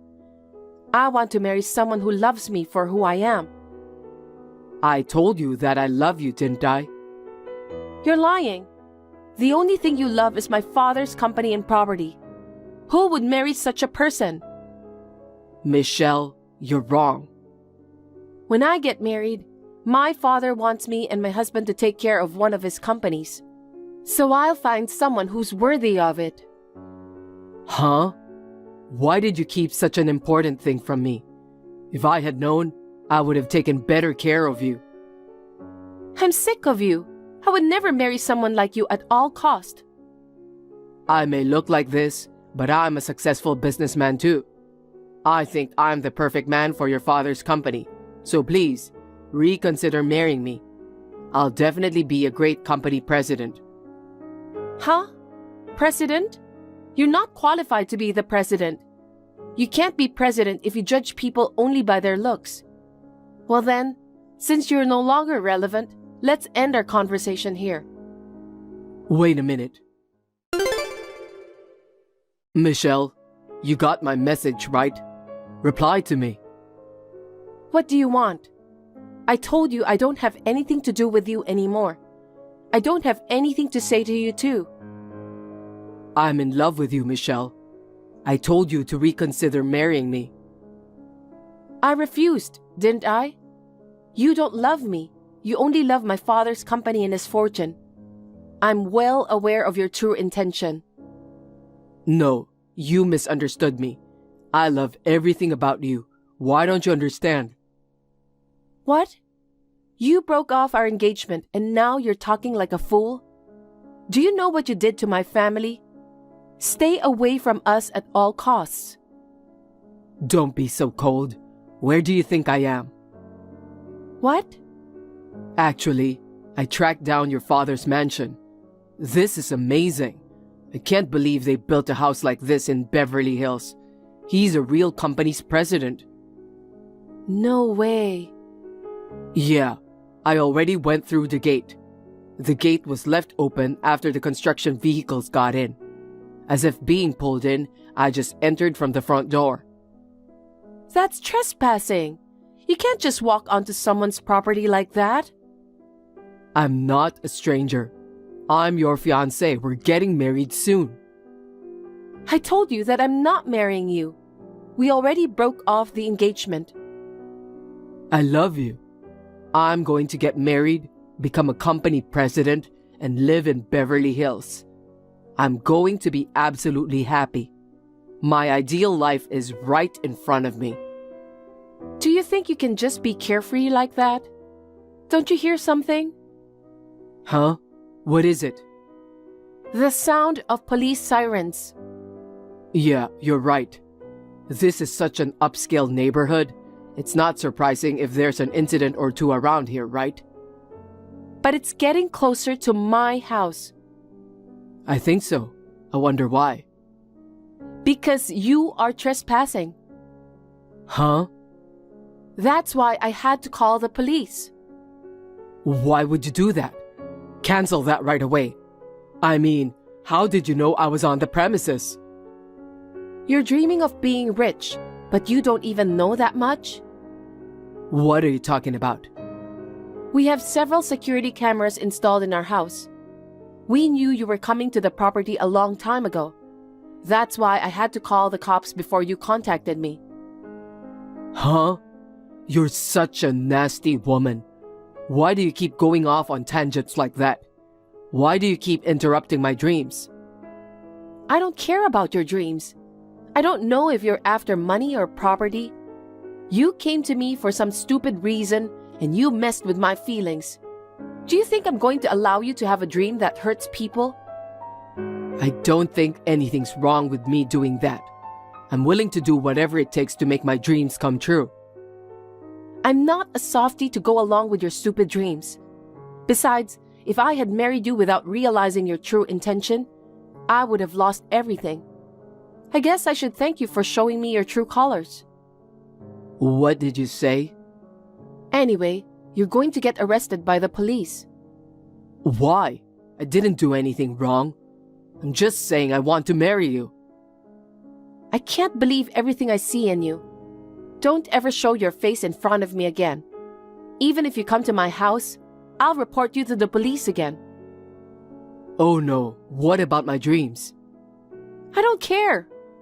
If you really want to make your dream come true, make it come true on your own. No way. Don't you love me? I think I fell in love with your illusion. You were a super scumbag in real life. We will never see each other again. Goodbye. Michelle, please reconsider and help me make my dream come true.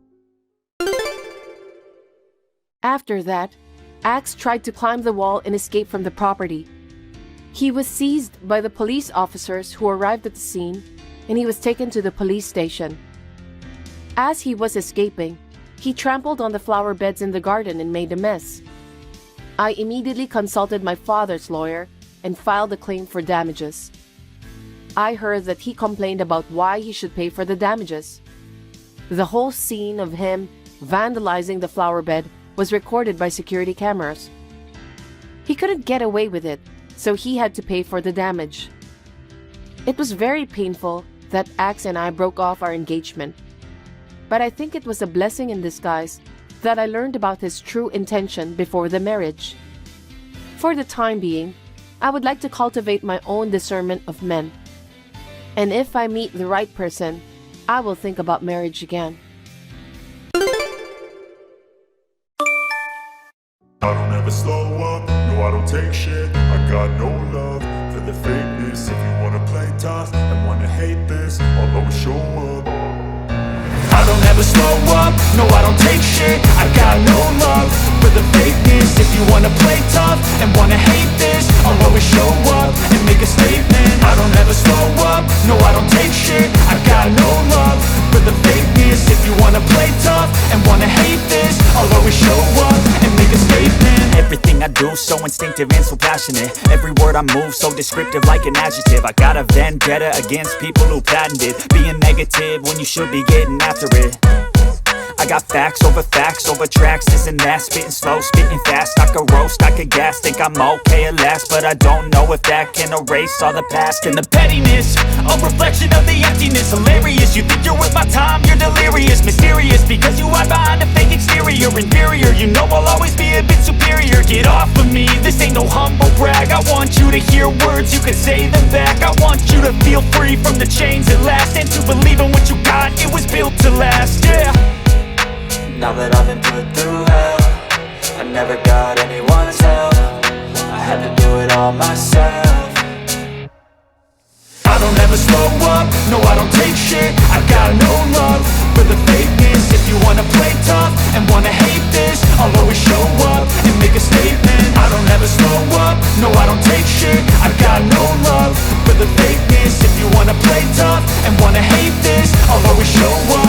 make a statement. Gonna learn the consequence of being incompetent. Mental health is confidence, dreams and some honestness. I'm not here to save the day, that's for you to take away. I could play a million mind games, but instead I say something not illogical, something that is topical. Rub it on and watch it go, make yourself unstoppable. Dreams are irresponsible, but they're always possible. If you just believe, you could be so remarkable. Thoughts in my head, a collage and they spread. I'll be great one day, going off of my meds. No, I'm not giving up, no, I'm not giving in. I will make it to the top, taking off in the wind. I gotta make it, I'm saving every day to taste it. I'm patient, but my mind, it can hardly take it. I'm chasing a dream that I've had for several ages. A vacant, modern kingdom for the taking. Now that I've been put through hell, I never got anyone's help. I had to do it all myself. I don't ever slow up, no I don't take shit. I got no love for the fakeness. If you wanna play tough and wanna hate this, I'll always show up and make a statement. I don't ever slow up, no I don't take shit. I got no love for the fakeness. If you wanna play tough and wanna hate this, I'll always show up. If you wanna play tough and wanna hate this, I'll always show up and make a statement. I don't ever slow up, no I don't take shit. I got no love for the fakeness. If you wanna play tough and wanna hate this, I'll always show up and make a statement. Everything I do so instinctive and so passionate. Every word I move so descriptive like an adjective. I got a vendetta against people who patented being negative when you should be getting after it. I got facts over tracks, this and that. Spitting slow, spitting fast, I could roast, I could gas. Think I'm okay at last, but I don't know if that can erase all the past. And the pettiness, a reflection of the emptiness. Hilarious, you think you're worth my time, you're delirious. Mysterious, because you hide behind a fake exterior. Inferior, you know I'll always be a bit superior. Get off of me, this ain't no humble brag. I want you to hear words, you can say them back. I want you to feel free from the chains at last, and to believe in what you got, it was built to last, yeah. Now that I've been put through hell, I never got anyone's help. I had to do it all myself. I don't ever slow up, no I don't take shit. I got no love for the fakeness. If you wanna play tough and wanna hate this, I'll always show up and make a statement. I don't ever slow up, no I don't take shit. I got no love for the fakeness. If you wanna play tough and wanna hate this, I'll always show up and make a statement. Gonna learn the consequence of being incompetent. Mental health is confidence, dreams and some honestness. I'm not here to save the day, that's for you to take away. I could play a million mind games, but instead I say something not illogical, something that is topical. Rub it on and watch it go, make yourself unstoppable. Dreams are irresponsible, but they're always possible. If you just believe, you could be so remarkable. Thoughts in my head, a collage and they spread. I'll be great one day, going off of my meds. No, I'm not giving up, no, I'm not giving in. I will make it to the top, taking off in the wind. I gotta make it, I'm saving every day to taste it. I'm patient, but my mind, it can play tough. I'm wanna hate this, I'll always show ages and make it. Modern kingdom for the taking. No, I don't take shit, I got no love for the fakeness. If you wanna play tough and wanna hate this, I'll always show up and make a statement. Everything I do so instinctive, I don't ever slow up. Word I don't take shit, like an adjective. I got a vendetta against people who play tough and wanna hate this, I'll always show up and make a statement. I got facts over tracks, no I don't take shit. I gas, I can roast, I can gas. Think I'm all saying last, but I don't know if that ain't no race. I'll always show up and make a statement. Reflection of the emptiness, hilarious. You think you're worth my time, you're delirious. Mysterious, because you hide behind a fake exterior. Inferior, you know I'll always be a bit superior. Get off of me, this ain't no humble brag. I want you to hear words, you can say them back. I want you to feel free from the chains at last, and to believe in what you got, it was built to last, yeah. Now that I've been put through hell, I never got anyone's help. I had to do it all myself. I don't ever slow up, no I don't take shit. I got no love for the fakeness. If you wanna play tough and wanna hate this, I'll always show up and make a statement. I don't ever slow up, no I don't take shit. I got no love for the fakeness. If you wanna play tough and wanna hate this, I'll always show up and make a statement. Gonna learn the consequence of being incompetent. Mental health is confidence, dreams and some honestness. I'm not here to save the day, that's for you to take away. I could play a million mind games, but instead I say something not illogical, something that is topical. Rub it on and watch it go, make yourself unstoppable. Dreams are irresponsible, but they're always possible. If you just believe, you could be so remarkable. Thoughts in my head, a collage and they spread. I'll be great one day, going off of my meds. No, I'm not giving up, no, I'm not giving in. I will make it to the top, taking off in the wind. I gotta make it, I'm saving every day to taste it. I'm patient, but my mind, it can hardly take it. I'm chasing a dream that I've had for several ages. A vacant, modern kingdom for the taking.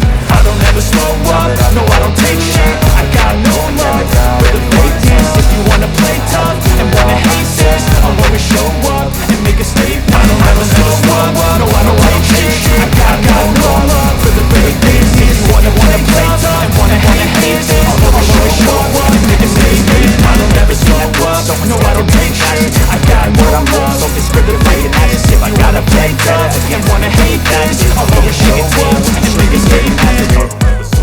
I got facts over tracks, this and that, spitting slow, spitting fast. I can roast, I can gas, think I'm okay at last, but I don't know if that can erase all the past. And the pettiness, a reflection of the emptiness. Hilarious, you think you're worth my time, you're delirious. Mysterious, because you hide behind a fake exterior. Inferior, you know I'll always be a bit superior. Get off of me, this ain't no humble brag. I want you to hear words, you can say them back. I want you to feel free from the chains at last, and to believe in what you got, it was built to last, yeah. Now that I've been put through hell, I never got anyone's help. I had to do it all myself. I don't ever slow up, no, I don't take shit. I got no love for the fakeness. If you wanna play tough and wanna hate this, I'll always show up and make a statement. I don't ever slow up, no, I don't take shit. I got no love for the fakeness. If you wanna play tough and wanna hate this, I'll always show up and make a statement. Gonna learn the consequence of being incompetent. Mental health is confidence, dreams and some honestness. I'm not here to save the day, that's for you to take away. I could play a million mind games, but instead I say something not illogical, something that is topical. Rub it on and watch it go, make yourself unstoppable. Dreams are irresponsible, but they're always possible. If you just believe, you could be so remarkable. Thoughts in my head, a collage and they spread. I'll be great one day, going off of my meds. No, I'm not giving up, no, I'm not giving in. I will make it to the top, taking off in the wind. I gotta make it, I'm saving every day to taste it. I'm patient, but my mind, it can hardly take it. I'm chasing a dream that I've had for several ages. A vacant, modern kingdom for the taking. I don't ever slow up, no, I don't take shit. I got no love for the fakeness. If you wanna play tough and wanna hate this, I'll always show up and make a statement. I don't ever slow up, no, I don't take shit. I got no love for the fakeness. If you wanna play tough and wanna hate this, I'll always show up and make a statement. I don't ever slow up, no, I don't take shit. I got no love for the fakeness. If I gotta play tough and wanna hate this, I'll always show up and make a statement. I got facts over tracks, this and that, spitting slow, spitting fast. I can roast, I can gas, think I'm okay at last, but I don't know if that can erase all the past. And the pettiness, a reflection of the emptiness. Hilarious, you think you're worth my time, you're delirious. Mysterious, because you hide behind a fake exterior. Inferior, you know I'll always be a bit superior. Get off of me, this ain't no humble brag. I want you to hear words, you can say them back. I want you to feel free from the chains at last, and to believe in what you got, it was built to last, yeah. Now that I've been put through hell, I never got anyone's help. I had to do it all myself. I don't ever slow up, no, I don't take shit. I got no love for the fakeness. If you wanna play tough and wanna hate this, I'll always show up and make a statement. I don't ever slow up, no, I don't take shit. I got no love for the fakeness. If you wanna play tough and wanna hate this, I'll always show up and make a statement. Gonna learn the consequence of being incompetent. Mental health is confidence, dreams and some honestness. I'm not here to save the day, that's for you to take away. I could play a million mind games, but instead I say something not illogical, something that is topical. Rub it on and watch it go, make yourself unstoppable. Dreams are irresponsible, but they're always possible. If you just believe, you could be so remarkable. Thoughts in my head, a collage and they spread. I'll be great one day, going off of my meds. No, I'm not giving up, no, I'm not giving in. I will make it to the top, taking off in the wind. I gotta make it, I'm saving every day to taste it. I'm patient, but my mind, it can hardly take it. I'm chasing a dream that I've had for several ages. A vacant, modern kingdom for the taking. Now that I've been put through hell, I never got anyone's help. I had to do it all myself. I don't ever slow up, no, I don't take shit. I got no love for the fakeness. If you wanna play tough and wanna hate this, I'll always show up and make a statement. I don't ever slow up, no I don't take shit. I got no love for the fakeness. If you wanna play tough and wanna hate this, I'll always show up and make a statement. I never slow up, no I don't take shit. I got no love, I'll always show the fakeness. If you wanna I don't ever slow up, no I don't take shit. I got no love for the fakeness. If you wanna play tough and wanna hate this, I'll always show up and make a statement. I don't ever slow up, no I don't take shit. I got no love for the fakeness. If you wanna play tough and wanna hate this, I'll always show up and make a statement. Everything I do so instinctive and so passionate. Every word I move so descriptive like an adjective. I got a vendetta against people who patented being negative when you should be getting after it. I got facts over tracks, this and that. Spitting slow, spitting fast, I could roast, I could gas. Think I'm okay at last, but I don't know if that can erase all the past. And the pettiness, a reflection of the emptiness. Hilarious, you think you're worth my time, you're delirious. Mysterious, because you hide behind a fake exterior. Inferior, you know I'll always be a bit superior. Get off of me, this ain't no humble brag. I want you to hear words, you can say them back. I want you to feel free from the chains at last, and to believe in what you got, it was built to last, yeah. Now that I've been put through hell, I never got anyone's help. I had to do it all myself. I don't ever slow up, no I don't take shit. I got no love for the fakeness. If you wanna play tough and wanna hate this, I'll always show up and make a statement. I don't ever slow up, no I don't take shit. I got no love for the fakeness. If you wanna play tough and wanna hate this, I'll always show up and make a statement. Gonna learn the consequence of being incompetent. Mental health is confidence, dreams and some honestness. I'm not here to save the day, that's for you to take away. I could play a million mind games, but instead I say something not illogical, something that is topical. Rub it on and watch it go, make yourself unstoppable. Dreams are irresponsible, but they're always possible. If you just believe, you could be so remarkable. Thoughts in my head, a collage and they spread. I'll be great one day, going off of my meds. No, I'm not giving up, no, I'm not giving in. I will make it to the top, taking off in the wind. I gotta make it, I'm saving every day to taste it. I'm patient, but my mind, it can hardly take it. I'm chasing a dream that I've had for several ages. A vacant, modern kingdom for the taking. Now that I've been put through hell, I never got anyone's help. I had to do it all myself. I don't ever slow up, no I don't take shit. I got no love for the fakeness. If you wanna play tough and wanna hate this, I'll always show up and make a statement. I don't ever slow up, no I don't take shit. I got no love for the fakeness. If you wanna play tough and wanna hate this, I'll always show up and make a statement. I don't ever slow up, no I don't take shit. I got no love for the fakeness. If you wanna play tough and wanna hate this, I'll always show up.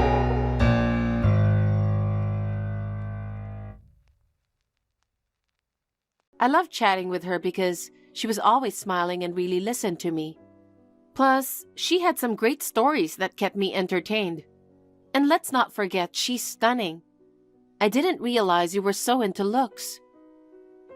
I didn't pick her just because she's pretty. I know.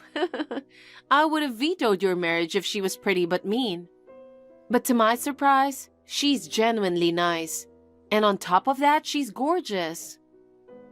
I'm relieved to hear that. Even if you didn't like her, I wouldn't end things with her. But it does matter to me whether you like her or not, because you mean a lot to me. Roy, you don't have to worry about things like that. I want you to be happy without stressing about me. It doesn't work like that. You're really important to me, sis. Thanks. Ashley mentioned she was happy to find out how kind you are. Really? That's great to hear. I used to think of you as just a kid until recently, but now you're getting married. Time flies, huh? Sis, you always treat me like a kid. I'm in my late 20s now, and I can handle my work in my own way. It's time you started treating me like an adult.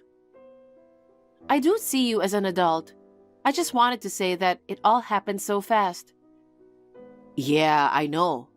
When Mom and Dad were killed in a car accident, I was in 6th grade, and you were a senior in high school. You gave up going to college even though you passed the entrance exam. And you worked very hard so that we could make ends meet. You had part-time gigs on weekends and hardly ever took a day off. It must have been tough for you, especially when your friends were off enjoying college life to the fullest. Well, to be honest, it was hard, but I was desperate to protect you back then. But when your rebellious face kicked in, it was really tough for me. When you told me I was annoying and that I shouldn't act like a mom, I cried alone at night. I'm sorry. I was just a kid back then. I know. I just wanted to tease you a bit. You helped me a ton. You were the reason I could work so hard. And I see how hard you're working now. You deserve to marry a great girl like Ashley. I know I'm getting sidetracked, but I'm genuinely happy for you. Thanks. I'm really excited for the wedding in 3 months. I'll be crying for sure. It's fine to cry. Really? But it's not cool if your sister cries playing the mother role.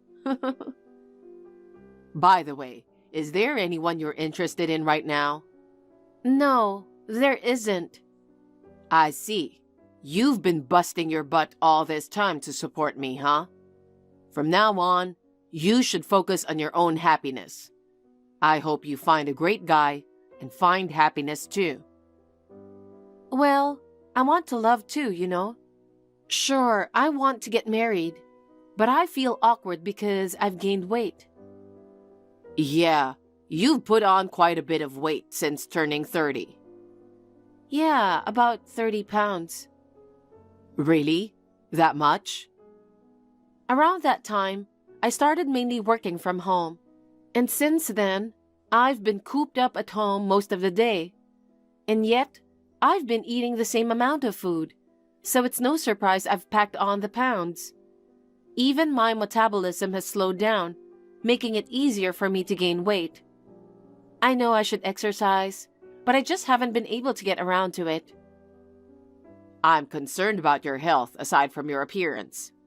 I know it's hard for you to start exercising right away, so how about getting up a little earlier every day and going for a walk? Or doing some stretching would make a difference. Well, I want to shed some weight before the wedding. I think I'll start walking tomorrow. Yeah, that sounds like a good plan. Ashley isn't just beautiful but also slender. I envy her. She's pretty mindful about her diet and all. She mentioned she does it because she easily gains weight. I see. So she's putting in the work behind the scenes. I should take a page out of her book. I don't want you to push yourself too hard, so taking it one step at a time is okay. I'm rooting for you. Thanks. Well, I'll be updating you. I'm sorry for keeping this conversation going when you're tired. No worries. You must be tired too. Take a good rest. Good morning, Madison. Good morning, Ashley. Did you sleep well last night? It looks like it's going to be a beautiful day. I'm so glad. I'm really excited for you. I'm going to get ready and leave the house. Please don't come to the wedding. Sorry? I told you not to come to the wedding. What are you talking about? What's wrong? The wedding is today, right? Yes, it is. We'll have the wedding as planned, but I don't want you to come. I mean, even if you come, I won't let you in. Why? Did I do something to make you hate me? It's because you're fat. Huh? Don't tell me you're not aware that you're fat. Well, yes, but... I know, right?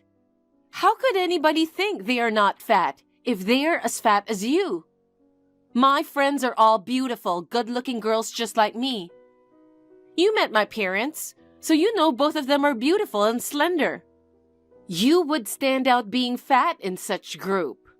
I'd be embarrassed if my friends find out that someone like you is my sister-in-law. Embarrassed? You're fat and ugly. You shouldn't come to my wedding. Actually, I wanted to lose some weight before the wedding.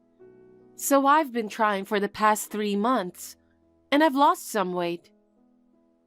How many pounds did you lose? 8 pounds. Don't make me laugh. A fat girl like you lost 8 pounds. You can't tell the difference. You can't say you've lost weight with that. Does Roy know about this? I haven't told him. If he knows, he will be sad for sure. He'll be upset and might even want to cancel the wedding. You know what you're doing? That's why I didn't tell you until today. Actually, I wanted to tell you not to come to the wedding earlier. But if I do that, Roy might cancel the wedding. I figured he couldn't do so on the wedding day. So you planned everything. What if I go to the wedding? I'll just kick you out. I won't go to the wedding if you insist. Finally, you understood. I'm really glad. Oh, I'm not saying that I want to cut ties with you. I just don't want you at the wedding. So, you can give us your congratulatory gift on a different day. I'll be waiting for it. I hope you'll be able to finish the wedding safely. Don't worry. I'll be able to enjoy the wedding to the fullest without you. I truly appreciate you. I've been trying to reach Madison, but she hasn't answered my calls. I've searched around the ceremony hall, but I can't find her. The wedding is starting in an hour. Where could she be? She's never been late for anything in her life. It's not like her to be late for my wedding. I'm worried that something might have happened to her. I'm going to head over to her house now. Your sister isn't coming. Huh? Do you know what's going on, Ashley? I told her not to come to the wedding. What? Why would you do that? You said she was kind, right? Why did you tell her not to come? Because she's fat. Huh? That has nothing to do with you, Ashley. It's true my sister is fat, but she's not bothering you. What are you talking about? She's bothering me to no end. What the? If my friends find out that a fat girl like her is my sister-in-law, I'll be embarrassed. I can't stand that. I don't want a fat and ugly sister-in-law at my wedding. That's why I told her not to come to the wedding. You understand me, right? How could I possibly understand? You can apologize to my sister right now. If she jumps in a cab now, I think she can make it to the wedding just in time. I definitely refuse that. I don't want your sister to come. You don't have to go for her. Just get back here. You're gonna regret this. I'm going to ask you one last time. Ashley, you have no intention of apologizing to my sister or inviting her to the wedding. Are you sure of that? I'm pretty sure. What are you talking about? There's no way I'm going to regret it. I would definitely regret inviting your sister to the wedding. Really? You're okay with that? I told you it's fine. Don't make me say it again. Okay, then let's cancel the wedding. Huh? What are you talking about? The ceremony starts in an hour. There's no way you can call it off now. Some people have already registered. Others are already on their way to the venue. It's your fault. She is my only family. And yet you told her not to come to my wedding just because she's fat? I can't get married to someone like that. I'll make a sincere apology to everyone. I'm sure my guests will understand once I explain the situation. You explain to your guests yourself. Why should I do that? Then I'll tell them the truth, that you told my only family not to come to the wedding because she is fat. I'll explain to them that I can't marry someone who behaves like that. Hey, don't do that. If you do that, they'll think I'm the bad guy here. You're aware of the harm you're causing. I feel responsible about this. I didn't realize you were capable of such behavior. It's like you're only concerned about your sister. You're overly attached to her. What do you mean? I know that your sister took on the role of a parent after your parents passed away, but you're overly fixated on her. To put it bluntly, it's weird. I know exactly what you're like. You may look down on her, but guess what? She was going to cover the entire wedding expenses. What? Seriously? Yes, indeed. I told her she didn't need to, but she insisted. She wanted to do it as a last gesture of care for me. This venue is quite popular and expensive. You're aware of that, Ashley? Of course I am. Why didn't you tell me she was going to cover the costs? I would have invited her then. She asked me not to tell you because she didn't want you to worry. She expressed genuine happiness about our wedding and wanted to contribute as a gift. She said so? In a way, I'm thankful for this. I've come to see your true colors before the wedding. Are you seriously considering calling off the wedding? This isn't a joke. I'm serious. But why? I simply didn't want your sister to attend the wedding. Simply, huh? You still fail to understand the gravity of your actions. I don't have the time to continue this conversation. Once I return, I'll explain the situation to everyone and offer a heartfelt apology. Wait a minute. I'm sorry. I'll apologize to your sister. I'll tell her to come to the wedding even now. So don't do that. It's too late now. I know your true colors. Let's say our marriage never happened. Oh no. Roy, please reconsider. Madison, I'm really sorry about this morning. I was totally out of it this morning. I didn't mean it. I really wanted you to come to the wedding. It didn't seem that way to me. Believe me. So, is Roy at your place? Yeah, he's right here with me. I knew it. I've been trying to call him many times, but he hasn't answered. Can you tell him to contact me right now? Roy says he doesn't want to talk to you. Huh? No way. He caused so much trouble.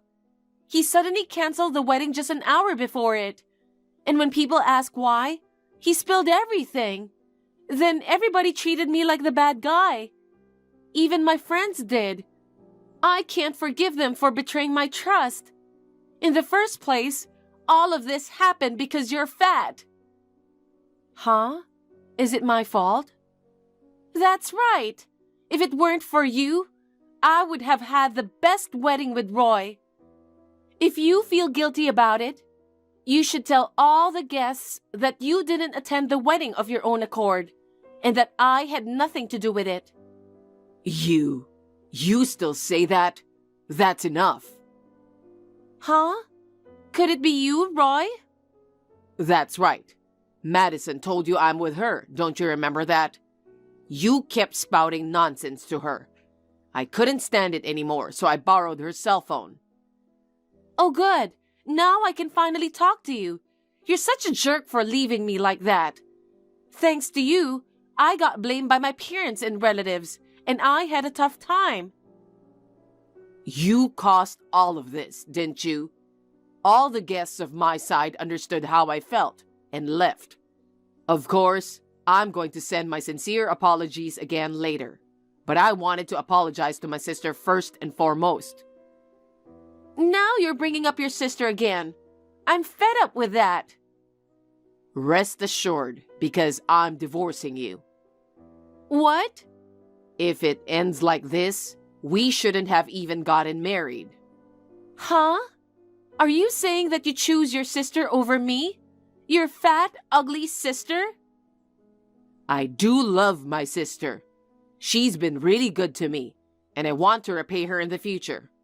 I loved you, Ashley. It's not like I'm choosing one person over the other. You can't compare your feelings like that. But right now, I have nothing but disgust for you, Ashley. I can't be with someone who speaks ill of someone I care about. I can't love you anymore. I'm sorry. I'm truly sorry. I just can't stand to see your sister in her wedding photos and videos. I just couldn't help it. But I was wrong. I apologized to her, so please forgive me. I don't want to. If you think you can get forgiveness for anything by apologizing, you're mistaken. Won't you change your mind? Ron, you said I'd regret it today. You will definitely regret it if you break up with me. Why do you think so? Are you really okay with letting go of a beautiful woman like me? You are not that good looking.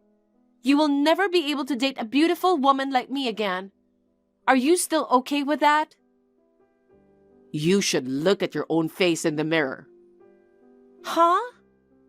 Your bad character shows on your face. What's that? That can't be true. I'm ashamed of myself for not noticing it before. And about the wedding venue fee, we are going to separate and cover it respectively. No way! I don't have that kind of money. If you don't have that kind of money, why don't you just ask your parents? Anyway, I'll ask you to pay half. Oh no! You know my parents disowned me today. I know, but I don't give a shit. You got what you deserved, didn't you? You're on your own. Oh no! After that, Ashley contacted Roy many times to ask him to get back together with her. I explained the situation to Ashley's parents again. The divorce was finalized, and they took care of the wedding expenses. They disowned Ashley, using the money as a severance package. They also came to Roy with the money and apologized to us in person. They are such decent parents. Why did Ashley become so ill-minded? It's all a mystery to me. I know Ashley is to blame, but I feel like I am part of the cause for this mess because of my weight. I wanted to make it up, so I'm determined to lose weight. I succeeded in losing 2 pounds in a year, and thanks to that, I got a boyfriend through my work. I'm very happy in both work and private life. A year later, Roy started dating a girl with the intention of marriage, and he wanted to introduce her to me. So I suggested a double date with them and my boyfriend. We had a wonderful time talking about what ifs, like having the weddings on the same day. I am so happy to see Roy overcoming his painful past and looking so happy. Now I can focus on my own happiness. I would like to live my life with my boyfriend from now on. Kate, it's been a long time. Who is it? Huh? You're saying you've forgotten about me? You used to love me so much. It's John, your ex-husband. What? Why? I thought I blocked you. I changed my phone and got a new WhatsApp ID. By the way, why the hell did you get so fat? I'm seriously surprised at you. You look like a linebacker. Why is a chubby girl like you wearing a fancy dress? Don't tell me you're attending the wedding too. Wait, you're at the wedding too? Don't tell me you're around here. I saw you just now. I just checked and it looks like there's only one wedding here today. So it's the same one. I'm at the reception hall right now. Are you here too? Yes, but... Seriously? Ah, there you are. I'm at the table in the left row. I'm waving at you. Can you see me? You haven't changed. I never thought I'd bump into my ex-wife like this, completely by chance. I left you because you couldn't have children. I was really surprised. I didn't expect you to have gained so much weight. You're still single, aren't you? You're not attractive as a woman at all. I'm really glad I divorced you. I didn't want you because you couldn't have kids. It's a good thing I left you back then. Is that all you have to say? If you just want to make fun of me, then stop. I'm blocking this ID too. Wait a minute. We've just bumped into each other again. Don't be so cold. You're invited on the bride's side, right? What's your relationship? We're colleagues from work. Seriously? The bride works for Company M, right? You're working for a big company like that now? You must have worked really hard to survive on your own after being dumped by me. I'll give you credit for that effort. Thank you. Are we done? If you persist any longer, I'm really going to block you. Wait a minute. I remarried your sister Megan, you know? So technically, you're my sister-in-law. I need to tell her, your sister and my wife, about your situation. After all, Megan was disowned by her parents because of you. Huh? Was it my fault? How dare you? They found out that Megan had an affair with you, my husband, at the time, and ended up marrying you. Then they decided to disown her. I didn't set any of this up. Well, I was still happy that they were 100% on my side. Megan deserved to be disowned after what she did. I haven't seen her since then, nor have I been in touch with her. I have no intention of contacting her in the future. I don't want to have anything to do with you who betrayed me, now or ever. Don't just casually contact me like this just because we happen to meet. Well, don't be like that. This is just another chance of fate, isn't it? Anyway, I'll tell her that you've gained so much weight that you can't even be recognized. I'm sure she will burst out laughing. You can laugh all you want. I don't care. Don't try to act strong. You know, do you guys have any idea what you did to me? How can you be so rude after betraying me? It's unfortunate for me to run into you, so please just leave me alone, okay? To be honest, I'm disgusted with you. Besides, it seems like the reception is about to begin. Oh, is it that time already? I'll be in touch. No, you shouldn't. I forgot to tell you something earlier. I'm a father now. Hey, don't call me in the middle of the wedding party. Are you even listening to me? You must be surprised. I don't care about your story. I'm putting my phone on silent now. Huh? What the hell? We just met again. I know you've been wondering how your sister and I are doing. That's why I'm updating you. You know, it was a good thing that you and I got divorced. If I had stayed married to you, I wouldn't have had a child. And it's a boy. Both Mom and Dad were asking me if we were going to have an heir yet. You know how eager they were. They were overjoyed. They said, "Thank you so much for giving us an heir."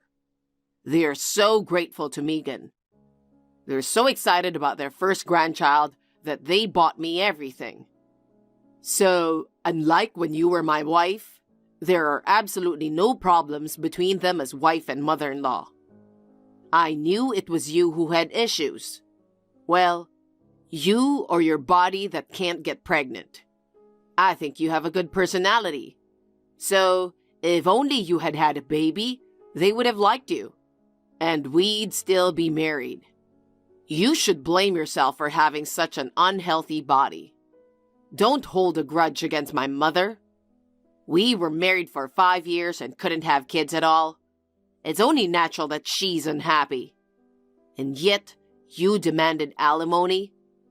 We had no money for a while after that. But I guess I'm lucky after all. About 2 years after we divorced, my grandpa passed away. I got a huge inheritance. I had no idea my grandpa was that rich. I was really surprised. If you were still married to me, you'd be wealthy today. Too bad for you. I eat good food every day and buy whatever I want. I'm living in luxury. Megan is also thankful that she was able to marry me. Besides, she's making an effort to stay beautiful for me. What about you, on the other hand? Have you given up on being a woman? How did you get so fat to have that belly? I can see your belly from where I'm sitting. I'm trying hard to hold back my laughter. You have a plain face, but your style complemented it well. But now, with your current style, you'll never get married again. Hey, are you listening to me? How long are you going to ignore me? I see you taking pictures of them. I know you are using your phone right now. Anyway, you must have been shocked to find out that Megan and I still love each other very much. Communicating with me must be painful for you. I'm sorry that I'm so happy. Hey, Kate. You must be desperate for a boyfriend. You're too close to the guy next to you. Can't you see he doesn't like you? You really don't know yourself, do you? There's no way you could sweep him off his feet. Or maybe you don't even know who that person is. He's the president of a rapidly growing venture company. He's been featured in magazines, on TV, and more. I've seen his face several times in those articles. You're trying to snag such a high-spec guy? Seriously? Don't make me laugh. You should at least lose some weight before you make a move. Hey, look at your cell phone. For once, I think you'd better take my advice. Whoa! What an incredible appetite you have. If you keep eating like that, you're not going to lose any weight. Did you notice that the president guy is looking at you? I bet he's just disgusted by you, a fat girl eating so eagerly. I'm sorry your love didn't come true this time too. Why don't you just keep eating like that forever? You're so funny. I could watch you do it forever. It was a nice ceremony today. Unlike you, they were beautiful. I still can't stop laughing when I remember how fat you looked. I was trying so hard to hold laughter at the reception because they would have thought I was a weirdo if I giggled by myself. Now I can finally laugh freely. Hey, tell me, why did you gain so much weight? I want to tell Megan about it when I'm home.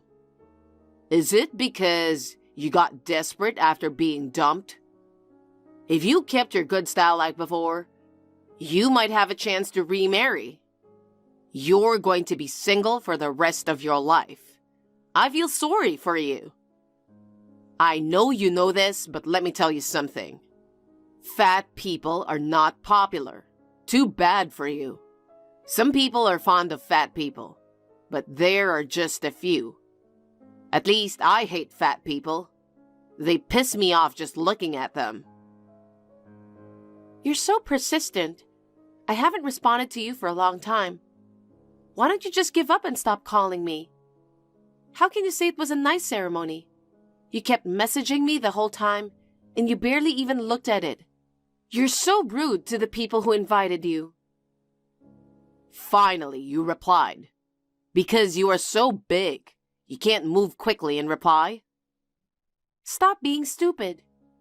I wanted to congratulate my coworker for inviting me to the wedding, so I didn't feel like checking my phone. And it's rude to be glued to your phone during the reception, except for snapping photos. Do you lack basic etiquette? Shut up. You're just upset because I called you fat, right? You think you can talk like that? I just checked all your messages. How many times do you want to call me fat? You're an adult and you have a child, but you are acting just like a kid. You're really pathetic. Huh? You're the one who's pathetic. You were dumped by me because you couldn't have children. Then, you got desperate and turned out to be such an ugly thing. You didn't expect to see me again, did you? You didn't want me to see you in such an ugly state, did you? You have a son, don't you? Then don't you know the difference between fat and pregnant? Huh? What are you talking about? You still don't get it? I'm pregnant. Huh? What the hell are you talking about? I'm telling you, I'm pregnant. I'm already in my 8th month, so it's only natural that I have a big belly. Can't you distinguish between a pregnant woman and someone who's simply overweight by looking at my stomach? And you made it sound like I was targeting the guy next to me. You're totally wrong. He's my husband. Huh? No way. He's the president of the company. How could you possibly marry him? I met him through a friend. He wasn't the president then. He said there was something he always wanted to do, and I supported this dream. And it came true much faster than I expected. I was surprised, to be honest. You're kidding. I don't believe such a story. I'm telling you the truth. Then come to the after party with him. I'll believe you when you introduce him as your husband.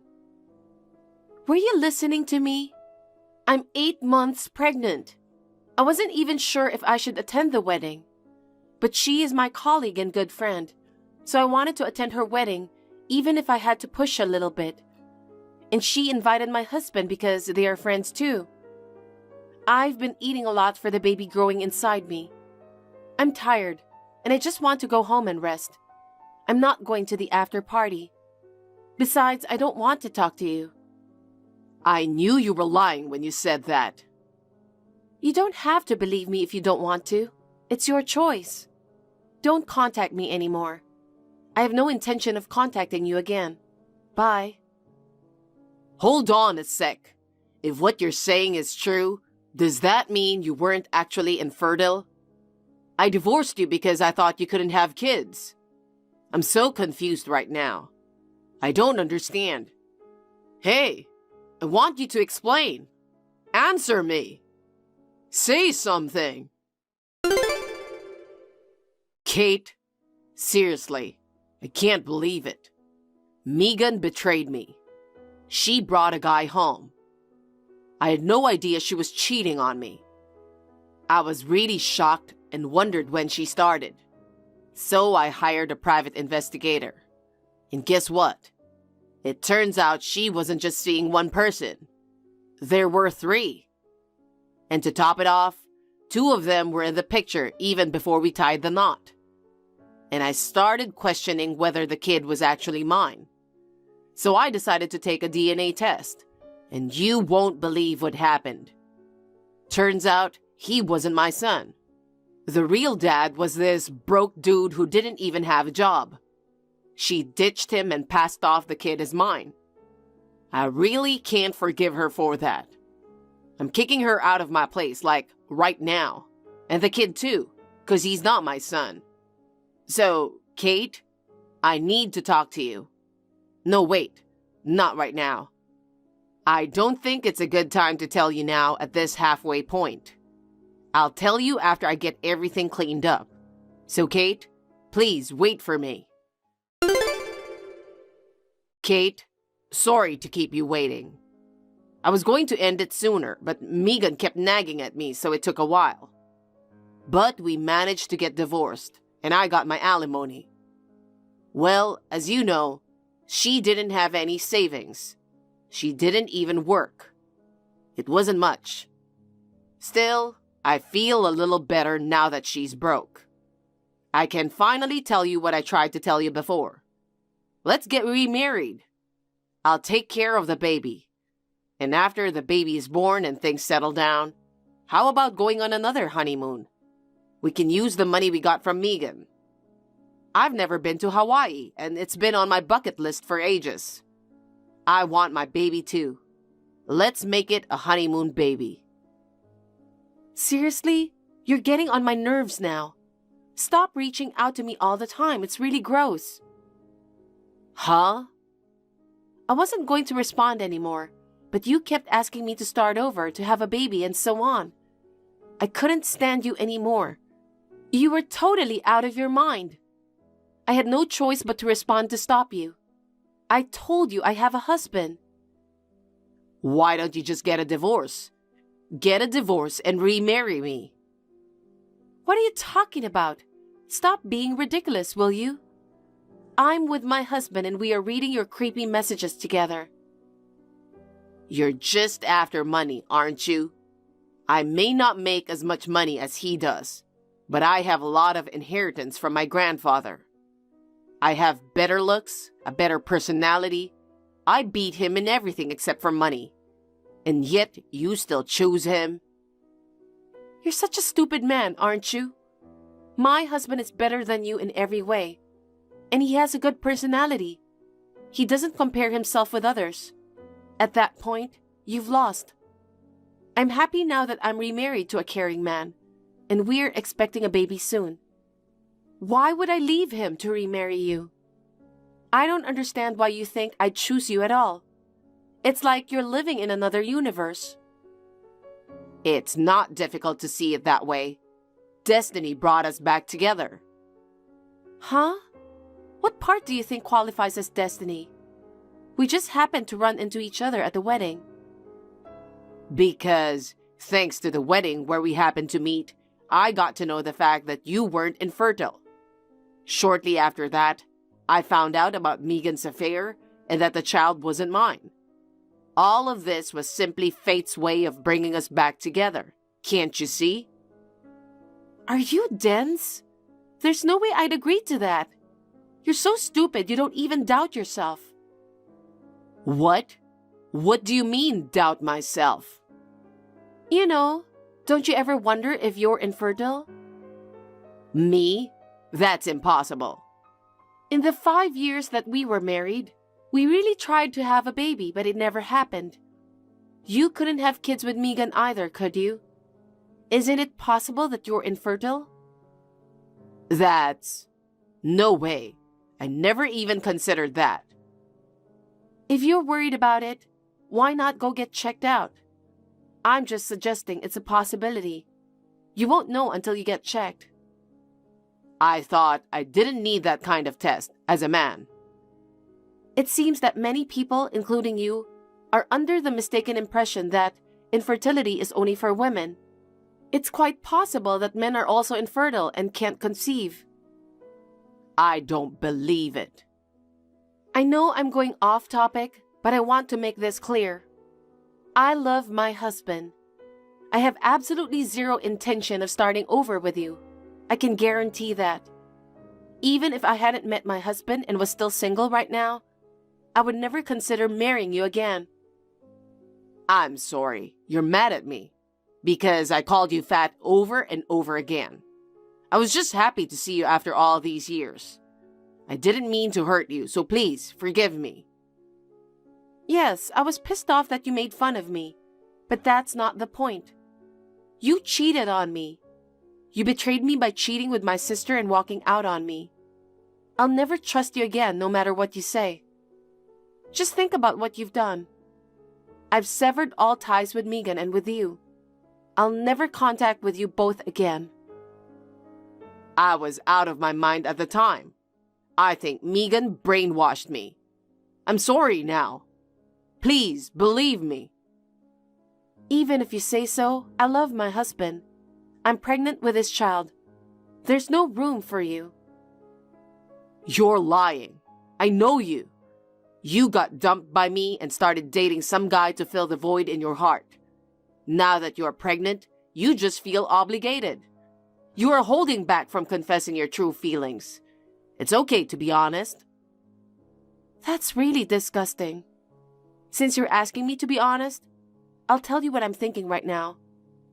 I regret being married to you for 5 years. I'm ashamed to say you were my ex-husband. Is that what you really think? I'm blocking you. I'll never see or talk to you again. Goodbye. I blocked my ex-husband. Here's what I heard from a mutual acquaintance. Apparently, my ex-husband had a test and was faced with the reality that he was infertile. He was cheated on by his wife, then dumped by his ex-wife. And then he found out this harsh truth. It seems like he lost it mentally and made a huge mistake by not being honest with his company. He started being absent repeatedly and got fired from his job. After that, he just stayed at home eating and drinking, and has gained so much weight that he's totally unrecognizable. He used to mock me for being overweight. I bet he never imagined he'd become overweight himself. I gave birth to a healthy baby girl. I'm committed to building a happy family with my loving husband and our family of 3. Thank you for watching. Please rate the video and subscribe to our channel. See you in the next video.